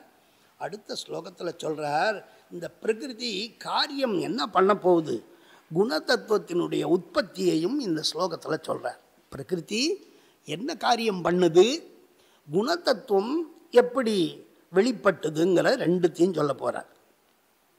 அவ்யக்தாத் குணதத்துவம் பிரக்யா வியாபார நியம ரூபமிக சத்வம் ரஜஸ்தமோபிச்ச சுகதுக்கே மோக இத்யபி. சரியா? அவ்யக்தாத் குணதத்துவம் பிரக்யா வியாபார நியம ரூபமிக சத்வம் ரஜஹா தமோஹா அபிச்ச சுகதுக்கே மோக இத்யபி. இதற்கு பதபதார்த்தத்தை பார்ப்போம். அவ்யக்தாத் முன்பு சொன்ன அந்த பிரகிருதியிலே இருந்து பிரக்யா வியாபார நியமத்தாத் அந்த பிரக்யாதியா பிரக்யா வியாபார நிரூபணம், வியாபாரம்னா செயல், பிரகிருதி தத்துவத்தால் நன்னா செயல்பட வேண்டும் என்பதற்காக பிரவிற்த்தி ரூபமாக பிரகிருதியில் இருக்கிற போது லய ரூபமாக காரணமாக இருக்குது. அது அந்த குணங்கள் வெளியே வந்தால் தான் பிரகிருத்தியாக செயல்பட முடியும். அதனால் காரியமாக பரிணமிக்குது.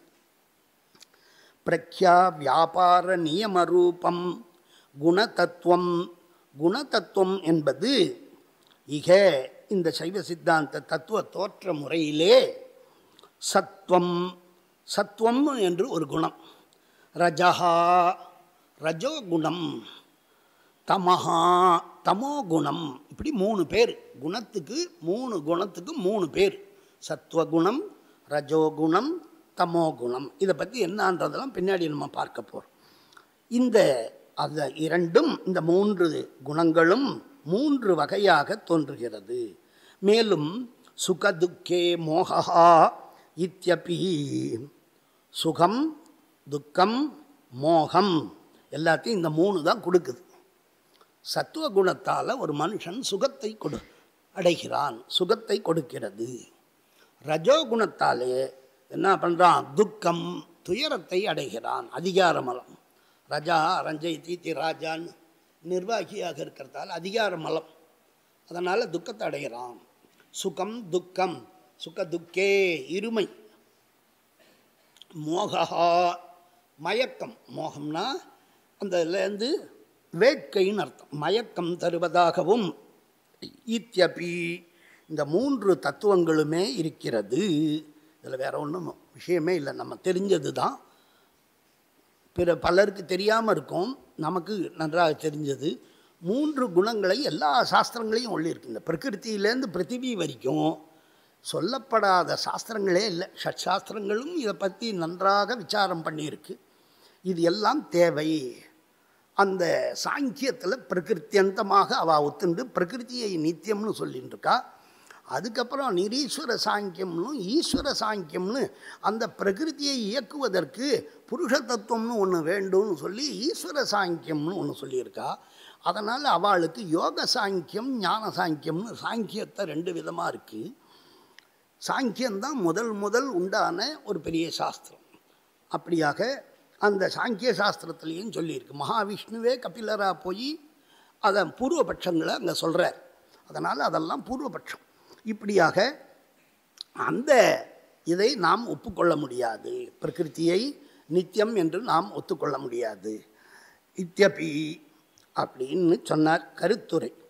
மூன்று குணங்களையும் வெளிப்படுத்தாத நிலையில் காரண வடிவிலேயே வைத்து கொண்டுள்ள, அதனால் அவ்யக்தம் எனப்படுகிற பிருத்திவி தத்துவத்திலிருந்து, பிரகிருதி தத்துவத்திலிருந்து பிரகாசம், பிரவிற்த்தி, நியமம் என்னும் உருவில் இருக்கக்கூடிய சாத்விகம், ராஜசம், தாமசம் என்கிற மூன்று வகையிலான குணதத்துவமானது தோன்றுகின்றது.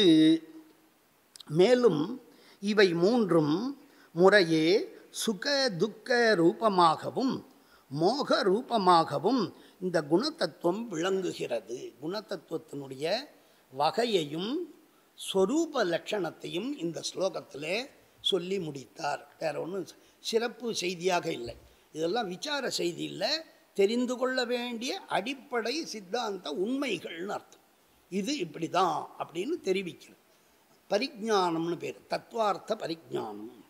அடுத்த ஸ்லோகத்தால் இந்த மூன்று குணங்களினுடைய வியாபாரம் செயல்பட்டுல புத்திரப்பி திரிவிதா இங்கே தான் ஆரம்பிக்குது. நாம் தெரிஞ்சிக்க வேண்டியது, காரணத்தில் எது ஒன்று இருக்கோ அந்த பண்பு காரியத்திலும் இருக்கும். குடத்துல மண்ணுலேருந்து குடம் தயாரித்தா குடத்தில் மண்ணு தன்மை இருக்குமா இருக்காதா? தங்கத்துலேருந்து ஆபரணம் பண்ணால் தங்கத்தன்மை ஆபரணத்தில் இருக்கும். அதுபோல் காரியத்தில் இருக்கக்கூடிய குணங்கள், காரணத்தில் இருக்கக்கூடிய குணங்கள் அதனுடைய காரியமாக அதிலிருந்து தோன்றியதான தத்துவங்களிலும் இருக்கும். அப்படின்னா என்ன இருக்குன்னு சொல்ல வர்றாருன்னு பார்க்கணும். இந்த குணம் மூன்றுன்னு சொன்னார் இல்லையா, இந்த மூன்று குணமும், குணம் என்பது ஒன்றாகவே இல்லை, ஏகம் நித்தியம்லாம் சொல்லவே இல்லை. மற்றதெல்லாம் சொன்னார், அதுபடி சொல்லவே இல்லை. திரயம், குணத்திரயம், குணத்திரயம்னே சொல்கிறார். குணத்திரிதயம், இந்த மூணுன்னே சொல்லின்னு இருக்கார். இந்த மூணும் என்ன பண்ணுதான், விஷய அத்தியவசாய ரூபிணி. இந்த ஒரு விஷயத்தை நமக்கு அத்தியவசாயம், விஷயங்களில் நிச்சய புத்தி, அதினா அதன் மீது நிச்சய புத்தி, உண்மையான முடிவை. அது என்ன சிப்பியா, இந்த வெள்ளையா ஒரு பொருள் தெரிஞ்சுது, சிப்பியா வெள்ளியான்னு இவனுக்கு சந்தேகம். அப்போ அந்த இதில் குணத்தத்துவம் இவனுக்கு ஆசை, இச்சா தத்துவம், அதனால் போய் அதை எடுத்து பார்க்குறான். ஓஹோ இது வெள்ளி தான் அப்படின்னு தெரிஞ்சுக்கிறான். நிச்சய புத்தி. அத்த நிச்சய புத்திக்கு எது காரணமாக இருந்தது? அவனுடைய குணம். அந்த குணத்தத்துவத்தை இதெல்லாம் சொல்ல போகிறார். விஷயா அத்தியவசாய ரூபிணி, சத்தம் முதலான விஷயங்கள். விஷயம்னா என்னன்னு புரியலையேன்னா, புலன்களுக்கு எது கிராஹ்யமோ அதுக்கு விஷயம்னு பேர். கண்ணு என்ன பண்ணுது? உருவத்தை மட்டுமே கிரகிக்கிறது, மற்ற எதையும் அது கிரகிக்காது. காது இருக்க, அது ஒலியை மட்டும், ஓசையை மட்டும் கேட்கிறது, ஓசையை தான் அது கிராகிக்கும். சப்த கிராஹ்யம் ஆகாசம். அதே போல் அந்த அக்னி இருக்க, அக்னி சம்பந்தம் இல்லாமல் ஸ்வரூபம், உருவம் வராது. அதனால்தான் அக்னி ஸ்வரூபமாக தான் குழந்தைகள் பிறக்குது. அப்படி அக்னியினுடைய ரூபத்தால் தான் உருவம் வருது, அக்னி ரூபம். அடுத்தது ஜல தத்துவம். ஜல தத்துவத்தினுடைய குணம் ரசம், சுவை. தூளாக இருக்கிறதெல்லாம் தண்ணை ஊற்றி பிசைஞ்சாதான் அது ஒரே பக்குவமாக திரண்டு வரும். பூரிக்கு மாவு பிசைக்கிறா இல்லையா, தண்ணி ஊற்றாமல் போனால் அந்த பூரி மாவு என்ன இருக்கும், எவ்வளவு நைஸாக இருந்தாலும் சேர்ந்துருமா? ஜலம் கொஞ்சம் விட்டு பிசைஞ்சாதான் அது ஒரே இதுவாக வரும். அப்படி அந்த அத்தியவசாயம்னா என்னன்னா, அதது விஷயம். ஸ்ரோத்ர, தொக்கு, சக்ஷுர், ஜிஹ்வா, கிராணம், மூக்கு நறுமணத்தை நமக்கு அறிவிக்கிறது. இந்த அஞ்சும் எதை அறிவிக்கிறதோ அதற்கு விஷயம்னு பேர். எது அந்த விஷயத்தை அறிவிக்கிறதோ அதற்கு இந்திரியம்னு பேர். இந்திரியம் வேற, விஷயம் வேற அப்படின்னு சொல்றோம். இந்த விஷய இந்திரிய சம்யோகா, முதல்ல இந்த பொறின்னு சொல்லக்கூடிய புலன்களுக்கும் கடப்படாதி வஸ்துக்களுக்கும் ஒரு தொடர்பு ஏற்படுது. அதுக்கு பேர் சம்பந்தம்னு பேர். புத்தி விஷய சம்யோகா. அந்த புத்தி என்ன பண்ணுது? இந்திரிய சம்யோகா.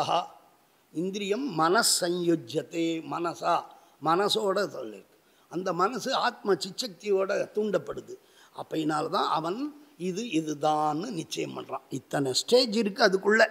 ஆனால் கண்மூடி கண்ணு திறக்கிற மாதிரி நடந்துடுது. அதனால் நமக்கு தெரியல. அதை சொல்கிறார். விஷய அத்தியவசாய ரூபிணி பவதி எது சாச்ச. அப்படியாக இந்த புத்தி தத்துவம் எப்படி இருக்குங்கிறத சொல்கிறார். புத்தி தத்துவத்தை சொல்கிறார்.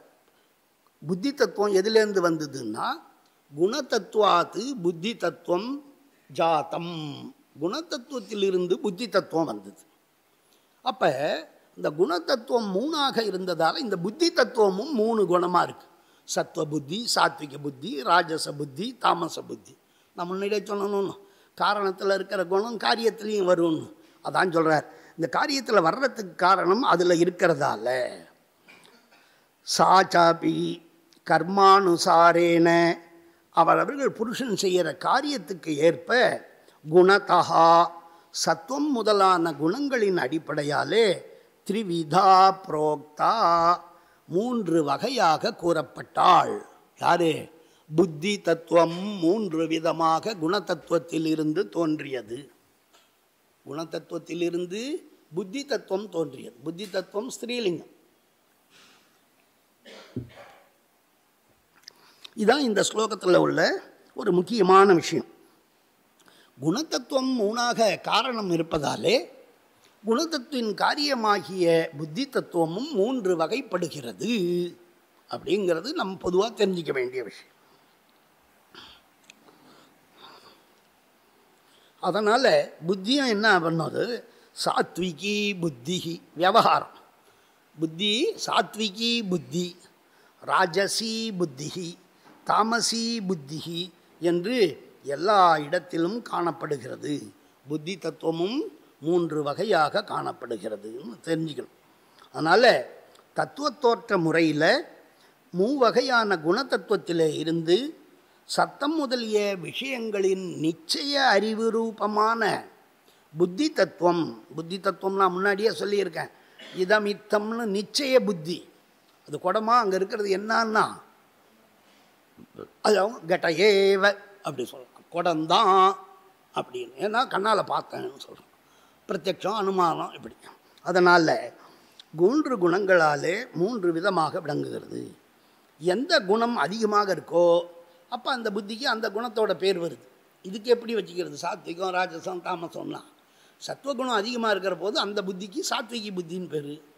ரஜோகுணம் அதிகமாக இருக்கும்போது அந்த குழந்தைக்கு ராஜசி புத்தி. தமோ குணம் அதிகமாக இருந்தால் தாமசி புத்தி. அப்படியாக இது சொல்லப்பட்டிருக்கு. எப்படி அந்த 3 வகை வருது? குணத்தத்துவம் 3ஆக இருப்பதால் அதன் காரியமான புத்தி தத்துவமும் 3ஆகவே இருக்குது. அடுத்தது இந்த புத்தி தத்துவத்திலேருந்து உண்டாகிறது இருக்கு பார், அதுலேயும் இந்த 3 டைப்பு தொடருது. அதான் இந்த அகங்கார தத்துவத்தினுடைய ரொம்ப முக்கியமான விஷயம். அகங்காரம், நான், எனது, என் உடல், நான் அனுபவிக்கிறேன்னு சொல்கிறான் பத்தியா. பும்ஸ்துவம் புமான், அப்படி போக்திருத்வ யுக்தா. அவன் என்ன சொல்கிறான்? நான் அனுபவிக்கிறேன், என்னது அப்படின்னு சொல்கிறான். அந்த மமதா தான் அகங்கார தத்துவம். அதை சொல்கிற ஸ்யாத்ரிவிதோ அகங்காரா ஜீவன சம்ரம்ப வர்க்க ரூபோயம் சம்பேதாதஸ்ய சதஹா விஷயோ வியவஹார்யதாமேதி. என்ன சொல்கிறார்? ஜீவன சம்பிரம்பா கர்வவர்கா. இந்த புத்தி தத்துவம் என்ன பண்ணுது? 3 வகையானதோடு சேருது. ஜீவனம், ஜீவனம்னா தொழில். ஜீவனாகங்காரம், அதுக்கு ஒரு பேர். அப்படி அதுக்கு என்ன பேர்? ஜீவனாகங்காரம். அடுத்தது த்ரிவிதா, 3 வகை. சம்ரம்பாரங்காரம், சம்பிரம்ப அகங்காரம். சம்பிரம்மம்னா தோற்றம். கர்வரூபா, கர்வ அகங்காரம். சம்பிரம்ப அகங்காரம், கர்வ அகங்காரம் என்று அகங்காராக்கியா, அகங்காரம் என்று சொல்லப்பட்ட தத்துவமானது த்ரிவிதா.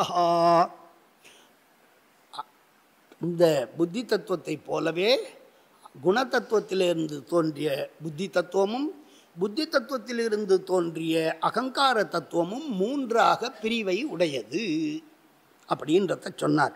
த்ரிவிதா ஸ்யாத். அயம், இந்த அகங்கார தத்துவமானது சம்பேதாத்து, சம்பந்தத்தால், சதஹா, சத்துன்னா ஆத்மான்னு அர்த்தம், சதஹா சத் சதௌ சதஹா, சதஹ சதோ சதாம், ஷஷ்டி ஏகவச்சனம். சத்தான ஞானஸ்வரூபமாக இருக்கக்கூடிய ஆத்மாவுக்கு அஸ்ய ஏதஸ்ய விஷயா வஸ்து பதார்த்தா புத்தேஹே உற்பன்னஹா மகத் அகங்காரா. அதுக்கு தான் மகத் அகங்காரம்னு பேர்.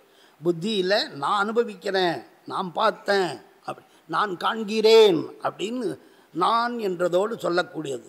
விஷயா வியவகாரியதாம் ஏதி. யார் அடைகிறான்? ஏத்தின்னா அடைகிறான். யார் அடைகிறான்? இந்த அகங்கார தத்துவம் அடைகிறது. என்ன அடைகிறது? நான் விஷயத்தை அறிகிறேன் என்ற அறிவை இந்த அகங்கார தத்துவம் தான் கொடுக்கிறது. அகம் ஜானாமி, நான் அறிகிறேன்னு சொல்லணும்னா, அப்போ நான் இந்த சரீரத்தால் இந்திரியங்களால் நான் பார்க்கறவன் ஒருத்தவன் இருக்கேன் அப்படின்னு சொல்லணும். அதான் இந்த அகங்கார தத்துவத்தினுடைய பிரவிற்த்தி.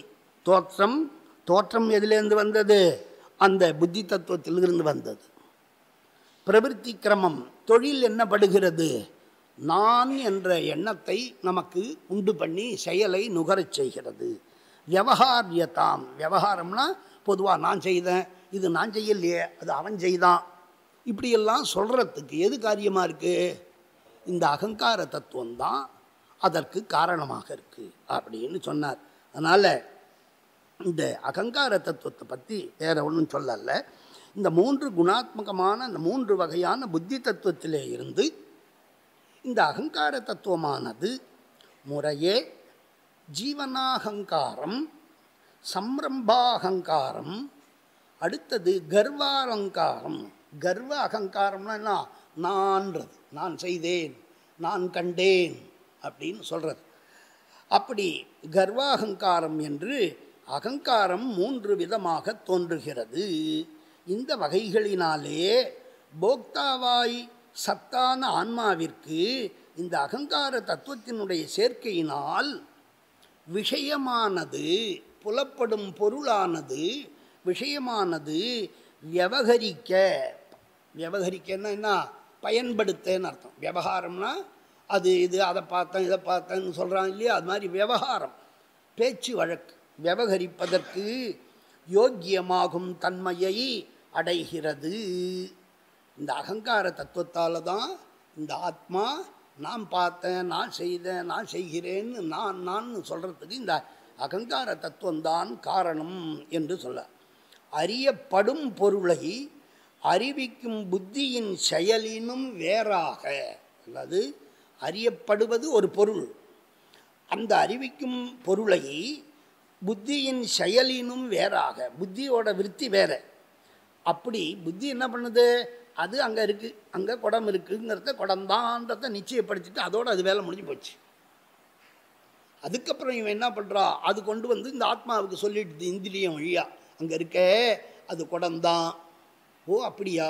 இவன் உடனே சொல்கிறான், அகம் ஜானாமி சஹா கடஹா, கடஹா தத்ர வர்த்ததே தத்து மிருண்மயம் பாத்திரம், அப்படியெல்லாம் இவன் விவகாரம் பண்ணுறான். அதுக்கெல்லாம் இந்த அகங்கார தத்துவம்தான் மூல காரணமாக திகழ்கிறதுன்னு சொல்லி அகங்கார தத்துவ உற்பத்தி கிரமத்தையும் அதுவும் மூன்று வகையாக இருக்குன்னு சொன்னார். இந்த மூன்று வகையான அகங்காரத்திலே இருந்துதான் 16 தத்துவங்கள், எல்லா தத்துவங்களும் உண்டாகிறது. அதை சொல்ல போகிறார். அனேன ஸ்லோகேன அகங்கார தத்துவ பேதம் நாம பேதம் ச தரிசயதி. இந்த ஸ்லோகத்தால் என்ன சொல்கிறார்? இந்த அகங்கார தத்துவத்தில் பேதம் இருக்கா? சில சாஸ்திரங்களில் சில பேர் சொல்லியிருப்பா, பரிபாஷை, அது என்னன்னே தெரியாது. இவருக்கு வேற ஒரு பேர் இருக்கும். ஓ அவர் தானா இவர், நான் யாரோன்னு நினச்சிட்டு குழம்பின்னு இருந்தேன் சார் இந்த பரியாய நாமா தெரிஞ்சிக்காம பிரவர்த்திக்கிறது ரொம்ப சங்கடம். அதனால் இந்த அகங்கார தத்துவத்துக்கு இந்த முதல்ல சொன்ன அந்த 3 பேரும் ரொம்ப வழக்கத்தில் இல்லை, வேறொரு வழக்கத்தில் 3 பேர் இருக்குங்கிறத இந்த ஸ்லோகத்தால் சொல்கிறார். சாத்விக ராஜச தாமச பேதேன ச ஜாயத்தே புனஸ்திரேதா. அந்த புத்தியானது மீண்டும் 3 வகையாக ஆகிறதுன்றார்.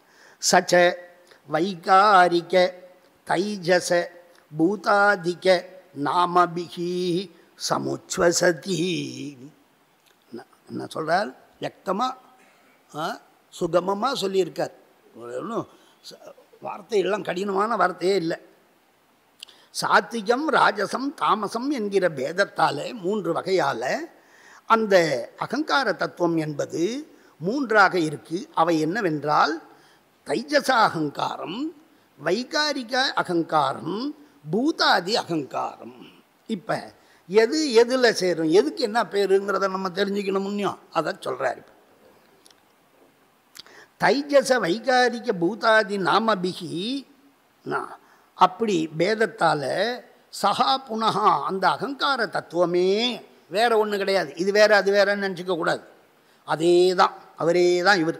அந்த அகங்கார தத்துவமே புனகா மறுபடியாக இந்த சாத்விகம் ராஜசம் தாமசம் என்கிற பேதத்தால் திரேதா 3 வகையாக, பிரகார வச்சனே தால்னு த்ரிதா 3 வகையாக ஏஷா உக்தஹா அகங்காராக்கியா உக்தஹான்ற திரேதா ஜாயத்தே உண்டாகிறது. அந்த 3 என்ன அந்த பேர் என்ன சொல்கிறார்? தைஜச வைகாரிக பூதாதி நாமபிகி சமுச்வசதி. இந்த போச்சு 3த்துக்கும் என்ன பேர்? முறையா தைஜச அகங்காரம், அடுத்தது வைகாரிக அகங்காரம், அடுத்தது பூதாதி அகங்காரம். இது என்ன அந்த சொல்லுலேயே அதுக்கு பரிச்சய அர்த்தம் இருக்கு. என்னான்னு பார்க்கலாம். சாத்விக அகங்காரத்திலேருந்து என்ன ஆகுது? தைஜசா. சாத்விகம்னு என்ன? தைஜஸ், தேஜஸ். தேஜஸ்னா ஆத்மாவுக்கு இருக்கக்கூடிய சிவசக்தியினுடைய தத்துவ, சக்தி தத்துவத்தினுடைய தேஜஸுக்கு தேஜஸ்ன்னு பேர். எல்லா தத்துவத்திலையும் சக்தி தத்துவம் தான் சக்தியை கொடுக்குது, அது வேலையை செய்யறது. அதனால் அந்த சிவனுடைய சக்திக்கு தேஜஸ்னு பேர். தேஜசா அதனால் வந்ததால் அதுக்கு தேஜசாஹங்காரம். இதுவும் தத்தித்த சொல்லு. தேஜசா இயம் அயம் தேஜசாஹங்காரா. தைஜசாஹங்காரா முதல் எழுத்து நெடிலாக ஆகிவிடுது, குரில் நெடிலாக மாறிவிடுகிறது. தைஜசாஹங்காரா தேஜசா உத்பூதா தைஜச அகங்காரா. சரி, 2வது இது சாத்விக அகங்காரத்திலேருந்து வந்தது. சாத்விகம்னா தெரியும், ரொம்ப சாதுவாக நல்லவனாக இருப்பான், நல்ல காரியங்கள்லாம் பண்ணிட்டு இருப்பான், சாதுவாக இருப்பான், தர்மங்களை செய்வான். அதுபோல் அடுத்தது 2வது ராஜச அகங்காரம் இருக்க, அது என்ன பண்ணிட்டு வைகாரிக அகங்காரா. வைகாரிகம்னா விகாரம். விகாரம்னா திரிவு, ஒரு மாதிரியே இருக்க மாட்டான். நேரத்துக்கு ஒரு விதமாக அதிகார பலத்தால் என்ன பண்ணுவான்? நேற்று ஒரு சட்டம் போடுறான், இன்றைக்கி ஒரு சட்டம் போடுறான், அடிப்பான் உதைப்பான், அவனை விடுவிப்பான் அடைப்பான், எல்லாம் பண்ணுவான். ராஜாவாச்சே, அதான் சொல்கிறார் வைகாரிகா விகார சகிதா. விகாரம்னா மாற்றம், பல வகையான புத்தி குண மாற்றங்களாலே பல வகைப்படும் இந்த வைகாரிக அகங்காரம். விகாரம்னா என்ன? பால் என்பது தயிர் சொட்டு பட்ட உடனே என்ன இது? தயிராக மாறுபெறுது, உருமாற்றம் பெறுகிறது. அதுக்கு பேர் விகாரம்னு பேர், பரிணாமத்தின். அப்படி வைகாரிகா விகாரா ஏஷா வைகாரிகா தத். அடுத்தது பூதாதிகி, பஞ்சபூதங்களுக்கும் அதிலேருந்து வந்ததெல்லாம் பூதாதின்னு பேர். அதுக்கு என்ன? பௌத்திகம். பூதம்னா பஞ்சபூதம், அதுலேருந்து வர்றதால பூத ஆதி கஹா ஸ்வார்த்தே கப்ரத்தியம். பஞ்சபூதங்கள் முதலில் இருந்து வந்தவை, வேற ஒன்றுமே இல்லைங்க இதில். அப்படி திரிவித காரியம் மனோ புத்தி இந்திரியாணி. இந்த தேஜஸ்லேருந்து என்ன வருது? மனஸ்தத்துவமும் புத்தி இந்திரியம் அறிவு பொறிகள். அறிவு பொறிகள்னா என்ன? அந்தக்கரணம், தீந்திரியாணி அறிவு புலன்கள், மனசு, இது எல்லாம் அந்த சாத்விக அகங்காரத்திலேருந்து தோன்றிட்டு. இதை தான் நம்ம பூத சுத்தியில் ஒடுக்கத்தும் போது சொல்கிறோம். எது எதில் உண்டாச்சோ அதை அதில் ஒடுக்கிறோம். ஆகையினால இந்த சாத்விக அகங்காரத்திலே இருந்து மனமும் புத்தீந்திரியங்கள் 5 1 6 மனச்ச சாத்விக அகங்காரேன்னு சொல்கிறோம். ஆக அதில் ஒடுங்கிறது 6 தத்துவங்கள் சாத்விக அகங்காரத்துக்குள்ளே போய் ஸ்டோர் ஆகிடுது. அதே போல் அதுலேருந்து வந்தது 6. இப்போ எதுலேருந்து எது வந்ததுன்னா தெரியணும். அகங்காரம் 3, அகங்காரம் 3ல் சாத்விக அகங்காரத்துலேருந்து மனசு உண்டாச்சு. நான் சித்தாந்தம் படிச்சிருக்கியா, மனசு எங்கேருந்துப்பா வந்ததுன்னா அது கடவுள் கொடுத்ததுன்னு, நான் இவனுக்குன்னே கொடுத்த மாதிரி. அது ஒரு தத்துவம். அது எங்கேருந்து வந்தது? சாத்விக அகங்காரத்தில் இருந்து வந்ததுன்னு சொல்லும். அடுத்தது ராஜச அகங்காரத்திலேருந்து என்ன வந்ததுன்னா கர்மேந்திரியாணி, செயற்புலன்கள். செயற்பொறின்னுவா, பொறினாலும் புலன்னாலும் தமிழில் இந்திரியங்கள்னு அர்த்தம். இந்திரியம்னா விஷயத்தை கிரகிப்பவை, ஒரு பொருளை நமக்கு உணர்த்துபவை, அதுதான் இந்திரியம். இந்திரியம் வாயிலாக ஒரு கருவியால் தான் நாம் அந்த பொருளை அறிய முடியும். இருட்டில் போகிறான், அங்கே என்ன இருக்குன்னே தெரில, கையில் டார்ச் லைட் வச்சுருக்கான், அடித்து பார்த்தான், ஓ இதான்னு தெரியுது. அதுபோல் இந்திரியங்கள் ஒரு கரணம், கருவியாக இருக்கிறது சுகபோகத்துக்கு. அதெல்லாம் சொல்லணும். கர்மேந்திரியங்கள் எல்லாம் இந்த ராஜா கட்டளை போல் நல்லா ஞாபகம் வச்சுக்கிறதுக்காக ராஜான்னு சொல்கிறேன். ராஜச அகங்காரத்திலே இருந்து வைகார அகங்காரம், வைக்கிருதி, ஆக்கிருத்தின்னா உருவம், விகார ஆக்கிருத்திகி வைக்கிருத்திகி, விசித்திரமான வேறுபட்ட செயல் வடிவங்களை கொண்டது. செயல் வடிவங்கள் பல. அப்படியாக கர்மேந்திரியங்கள் எல்லாம் அந்த வைகாரிக அகங்காரத்தில் இருந்து தோன்றியன. அடுத்தது தாமச அகங்காரம், அதை பூதாதின்னு சொல்லுவோம். அந்த பூதாதின்னா என்னன்னா தன்மாத்திராணி, இந்த தன்மாத்திரைகள்லாம் அதிலிருந்து தோன்றியது. இந்த தாமச அகங்காரத்தில் இருந்து தான் சப்தம், ஸ்பர்ஷம், ரூபம், ரசம், கந்தம் ஆகிய 5 தன்மாத்திரைகள். தத்துன்னா அது அந்த குணம், தத் பண்புன்னு அர்த்தம், அந்த தர்மம்னு அர்த்தம். தன் மாத்திரம்னா கேவலம்னு அர்த்தம், பண்பு மட்டுமாக இருப்பது. இப்போ வாசனை இருக்குது, வாசனைக்கு எதுவுமே நிலைக்களமாக இல்லாமல், ஆதாரமே இல்லாமல் வாசனை அடித்தா என்ன சொல்லுவோம்? ஏதோ வாசனை இருக்குது, ஏதோ பிருத்திவி சம்பந்தம் இருக்குது, யாரோ சென்ட்டு போட்டுன்னு வந்திருக்கான்னு சொல்லுவோம். நியாயத்தை அதிர்ஷ்டமாக இருந்தாலும் அறியப்படுகிறது. இப்படி கந்தம் முதலானவைகளை அறிவதற்கு என்ன உதவி பண்ணுது? இந்த பூதாதி பஞ்ச தன்மாத்திரைகள். கந்தம், சுவை, நாக்கு என்ன பண்ணுது? சுவையை அறிவிது. தோல் தொடு உணர்வை அறிவிக்கிறது. காது ஒலியை அறிவிக்கிறது. ஆகாயம் ஓசையை அறிவிக்கிறது. இப்படியாக இந்த பஞ்சமும் சப்த, ஸ்பர்ச, ரூப, ரச, கந்தம் என்ற 5 தன்மாத்திரைகளும் எங்கிருந்து வந்ததுன்னா தாமசாகங்காரத்துலேருந்து வந்தது. அதுதான் நம்ம இங்கே படாத பாடுபடுத்துறது. அதான் சொல்லுவா எல்லாரும், ஸ்தித்வா சகேந்திரிய வியாதைஹி துவாம் நவேத் சீதி போதிதா. அப்படி ஐவர் கொண்டு இங்கே ஆட்ட ஆடி ஆள் குழிப்பட்டு அழுந்து வேணுக்கு உய்யுமாறு ஒன்று அருளி செய்வீர் என்று இறைவனை பிரார்த்திக்கிறார் சுந்தரமூர்த்தி சுவாமி. இந்த 5 பேர் ஐம்புல வேடரிடத்தே மயங்கி, அப்படி ஐம்புல வேடரிடத்தே மயங்கிங்கிறார் யார்? அருள்நந்தி சிவாச்சாரியார். இன்னொருத்தர் என்ன சொல்கிறார் சிவஞானுபவத்தில்? ஸ்தித்வா சக இந்திரிய வியாதை. வேடுவ பசங்க மாதிரி இது போட்டு என்னை அலை கழிக்குது. அதை ஆசைப்படுறான், இதை ஆசைப்படுறான், இங்கே ஓடுது அங்கே ஓடுது, என்னால் கண்ட்ரோலே பண்ண முடியலன்னு அந்த நிலைக்கு உள்ளாக்குறது எது? இந்த இந்திரியங்கள். புலன் வழி போவது தானா வாழ்க்கை? மனம் போன போக்கெல்லாம் போக வேண்டாம்னா மனசை ஒடுக்கி அந்த மனப்பிரகிரக ரூபேனன்னு அந்த கடிவாளம் போட்டு அந்த குதிரையை அடக்கி நாம் என்ன லட்சியம் எங்கே போகணுமோ அங்கே செலுத்தணும். குதிரை மேலே ஏறி உட்காந்து ஓஞ்சவரி இதுக்கு போய்க்கோன்னா எங்கேயாவது போய் நிற்கும் அது. ஆகையினால் நம்ம லட்சியத்துக்கு அது வராது. ஆகையினால் அதை இயக்க தெரியணும் அப்படி சொன்னார். அதனால் இந்த ஸ்லோகத்தில் இதிலிருந்து நமக்கு தெரியக்கூடியது 3 விதமான பெயர்கள், வேறு பெயர்கள் இந்த இந்த அகங்கார தத்துவத்திற்கு இருக்கிறது. ஏன்னா அந்த அகங்கார தத்துவத்திலேருந்து தான் எல்லாம் உண்டாகுது. இது ஒரு 6 தத்துவம் சாத்விகத்திலேருந்து, அது ஒரு ராஜசத்திலேருந்து ஒரு 5 தத்துவம், 6 5 11, இந்த தன்மாத்திரைகள் ஒரு 5 11 5 16 தத்துவத்துக்கும் இந்த அகங்கார தத்துவம்தான் காரணம், தாய், உபாதான காரணம். இந்த அகங்கார தத்துவத்தினுடைய 3 வகையிலே இருந்துதான் எல்லாம் உண்டாகுது தத்துவங்கள். இந்த 16 தத்துவத்தையும் சொல்லி முடிச்சிட்டார்.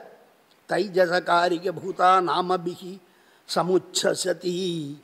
இதனுடைய கருத்துரையை பார்ப்போம். முன் கூறிய அந்த அகங்கார தத்துவமானது பொறுமையாக நன்னா கவனிக்கணும். சாத்விகம், ராஜசம், தாமசம் என்னும் பேதத்தால் 3 விதமாக தோன்றுகிறது. மொத்தத்தில் இது 3 வகை அகங்காரம்.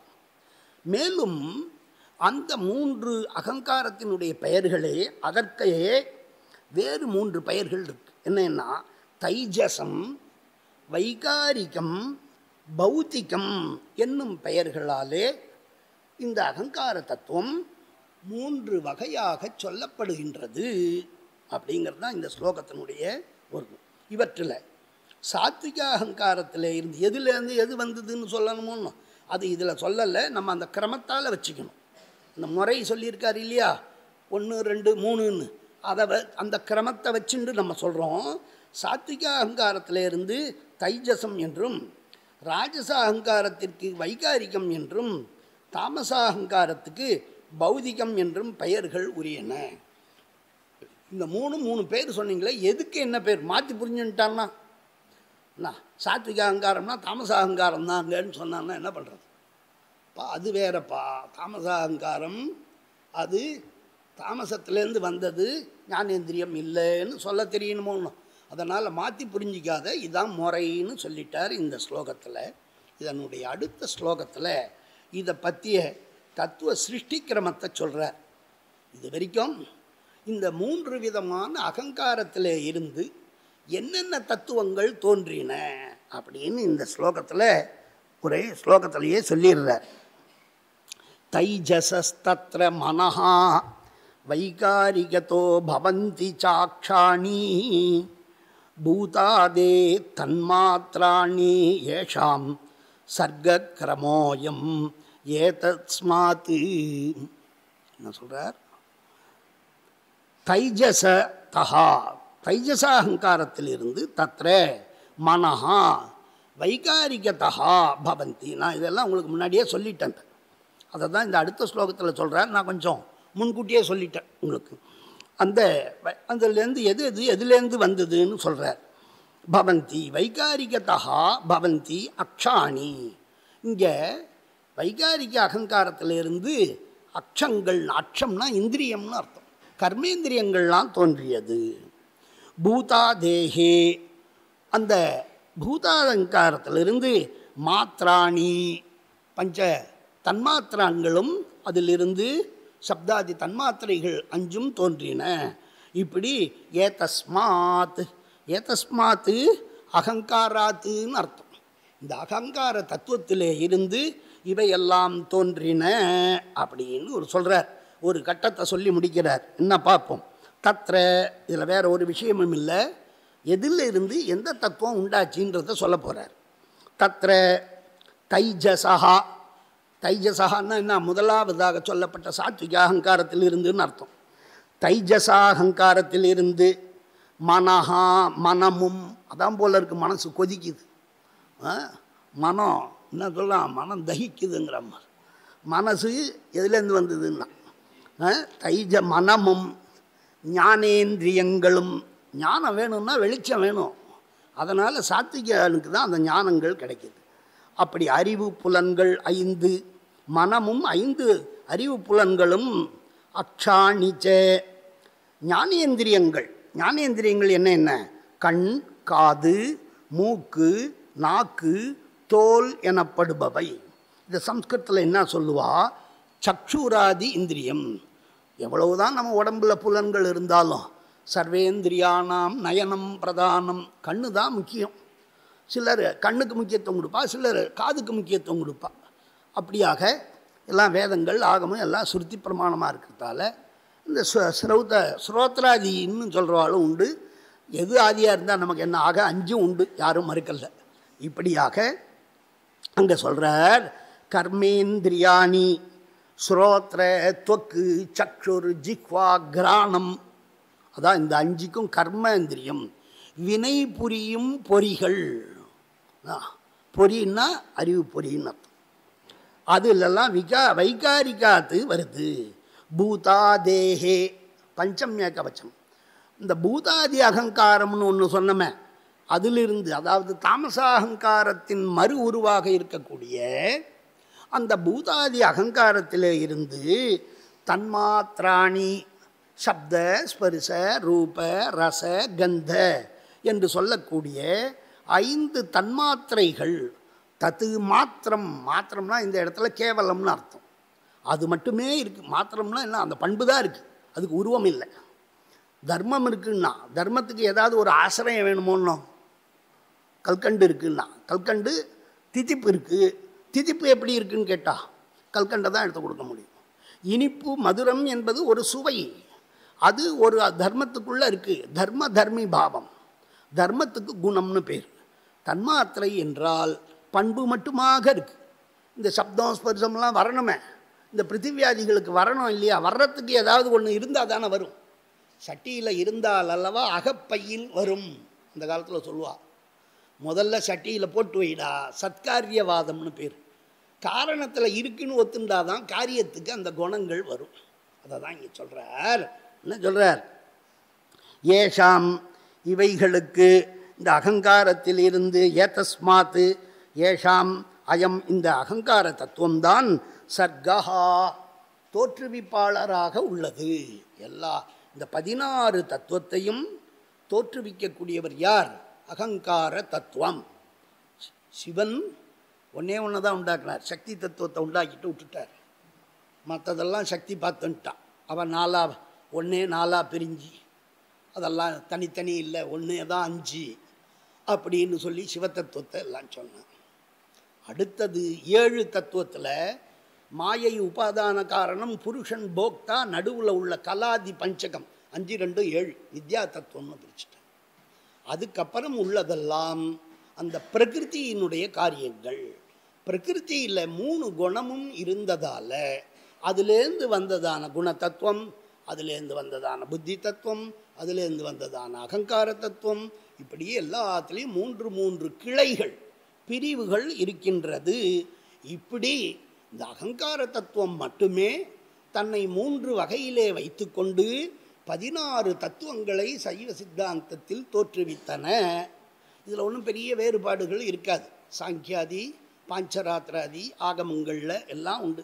இந்த பிரகிருதிக்கு மேலே தான் விசாரங்கள் ஆரம்பிக்குது. அந்த பிரகிருதி யார்? பிரகிருதி நித்தியமா அனித்தியமா? மாயாந்து பிரகிருதிம் வித்யாத் மாயினந்து மகேஸ்வரம். இந்த பிரகிருதி என்பது மண்ணு போல இருக்குது. குயவன் குடத்தை தயாரிப்பதற்கு உபாதான காரணங்கிறது வெறும் மண்ணு தானே. அப்போ அதுக்கு நிமித்த காரணம் ஒருத்தர் வேணுமே. அப்போ என்ன சொல்கிறது? இல்லை அந்த பிரகிருதியை இயக்குபவன் ஒருத்தன் ஈஸ்வரன் உண்டுன்னு அந்த ஈஸ்வரனை ஒத்துக்கொள்வது. அதனால் அனுமான பிரமாணத்தால் தார்க்கியர்கள் கடைசியில் ஈஸ்வர சித்தின்னு ஒத்துக்கிறான். பிரத்யட்சம் அனுமானம் இதையெல்லாம் வச்சு எதுக்குங்கன்னா இப்படி போட்டு இழுத்து வாக்குவாதம் பண்ணி அனுமானத்தை சாதிச்சீர என்ன கண்டிருந்த? அதனால் பயன் ஈஸ்வரன் சித்தமாகிறார்.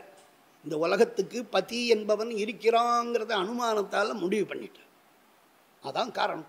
ஈஸ்வர சித்தின்னே ஒருத்தர் புஸ்தகம் எழுதியிருக்கார். அதுபோல் ஒன்று இருக்குன்னு ஒத்துண்டா அது எங்கேருந்து வந்தது, எதுக்காக வந்தது, எப்படி செயல்படுது, இதனுடைய வடிவம் என்ன, ஸ்வரூபம் என்ன, தொழில் என்ன, இதையெல்லாம் இந்த 36 தத்துவங்களை பற்றி சொல்லிட்டு வரார். இதில் இன்றைக்கு இந்த 14 தத்துவங்களுடைய ஸ்லோகத்தை சொல்லி முடித்தார். அப்படியாக இதனுடைய கருத்துரை. அந்த 3 அகங்காரங்களுக்குள் தைஜச அகங்காரத்திலிருந்து மனமும் ஞானேந்திரியங்களும் வைகாரிக அகங்காரத்தில் இருந்து கர்மேந்திரியங்கள் 5ம், பௌத்திக அகங்காரத்திலே இருந்து தன்மாத்திரைகள் 5ம் ஆகிய இந்த 16 தத்துவங்களும் இந்த அகங்கார தத்துவத்திலிருந்தே தோன்றின. அதான் இந்த ஸ்லோகத்தினுடைய கருத்துரை அப்படின்னு பார்த்தோம். அடுத்தது இந்த ஸ்லோகத்தினால மனோபுத்தி இந்திரியங்களினுடைய சித்தியை அடுத்த ஸ்லோகத்தில் ஆரம்பிக்கிறார். இதை நாளைய தினம் நாம் பார்க்க இருக்கிறோம். 56வது ஸ்லோகம். ஓம் யசிவோ நாம ரூபாபியாம் யா தேவி சர்வமங்களா தயோ சம்ஸ்மரணாத் பும்சாம் சர்வதோ ஜயமங்களம்.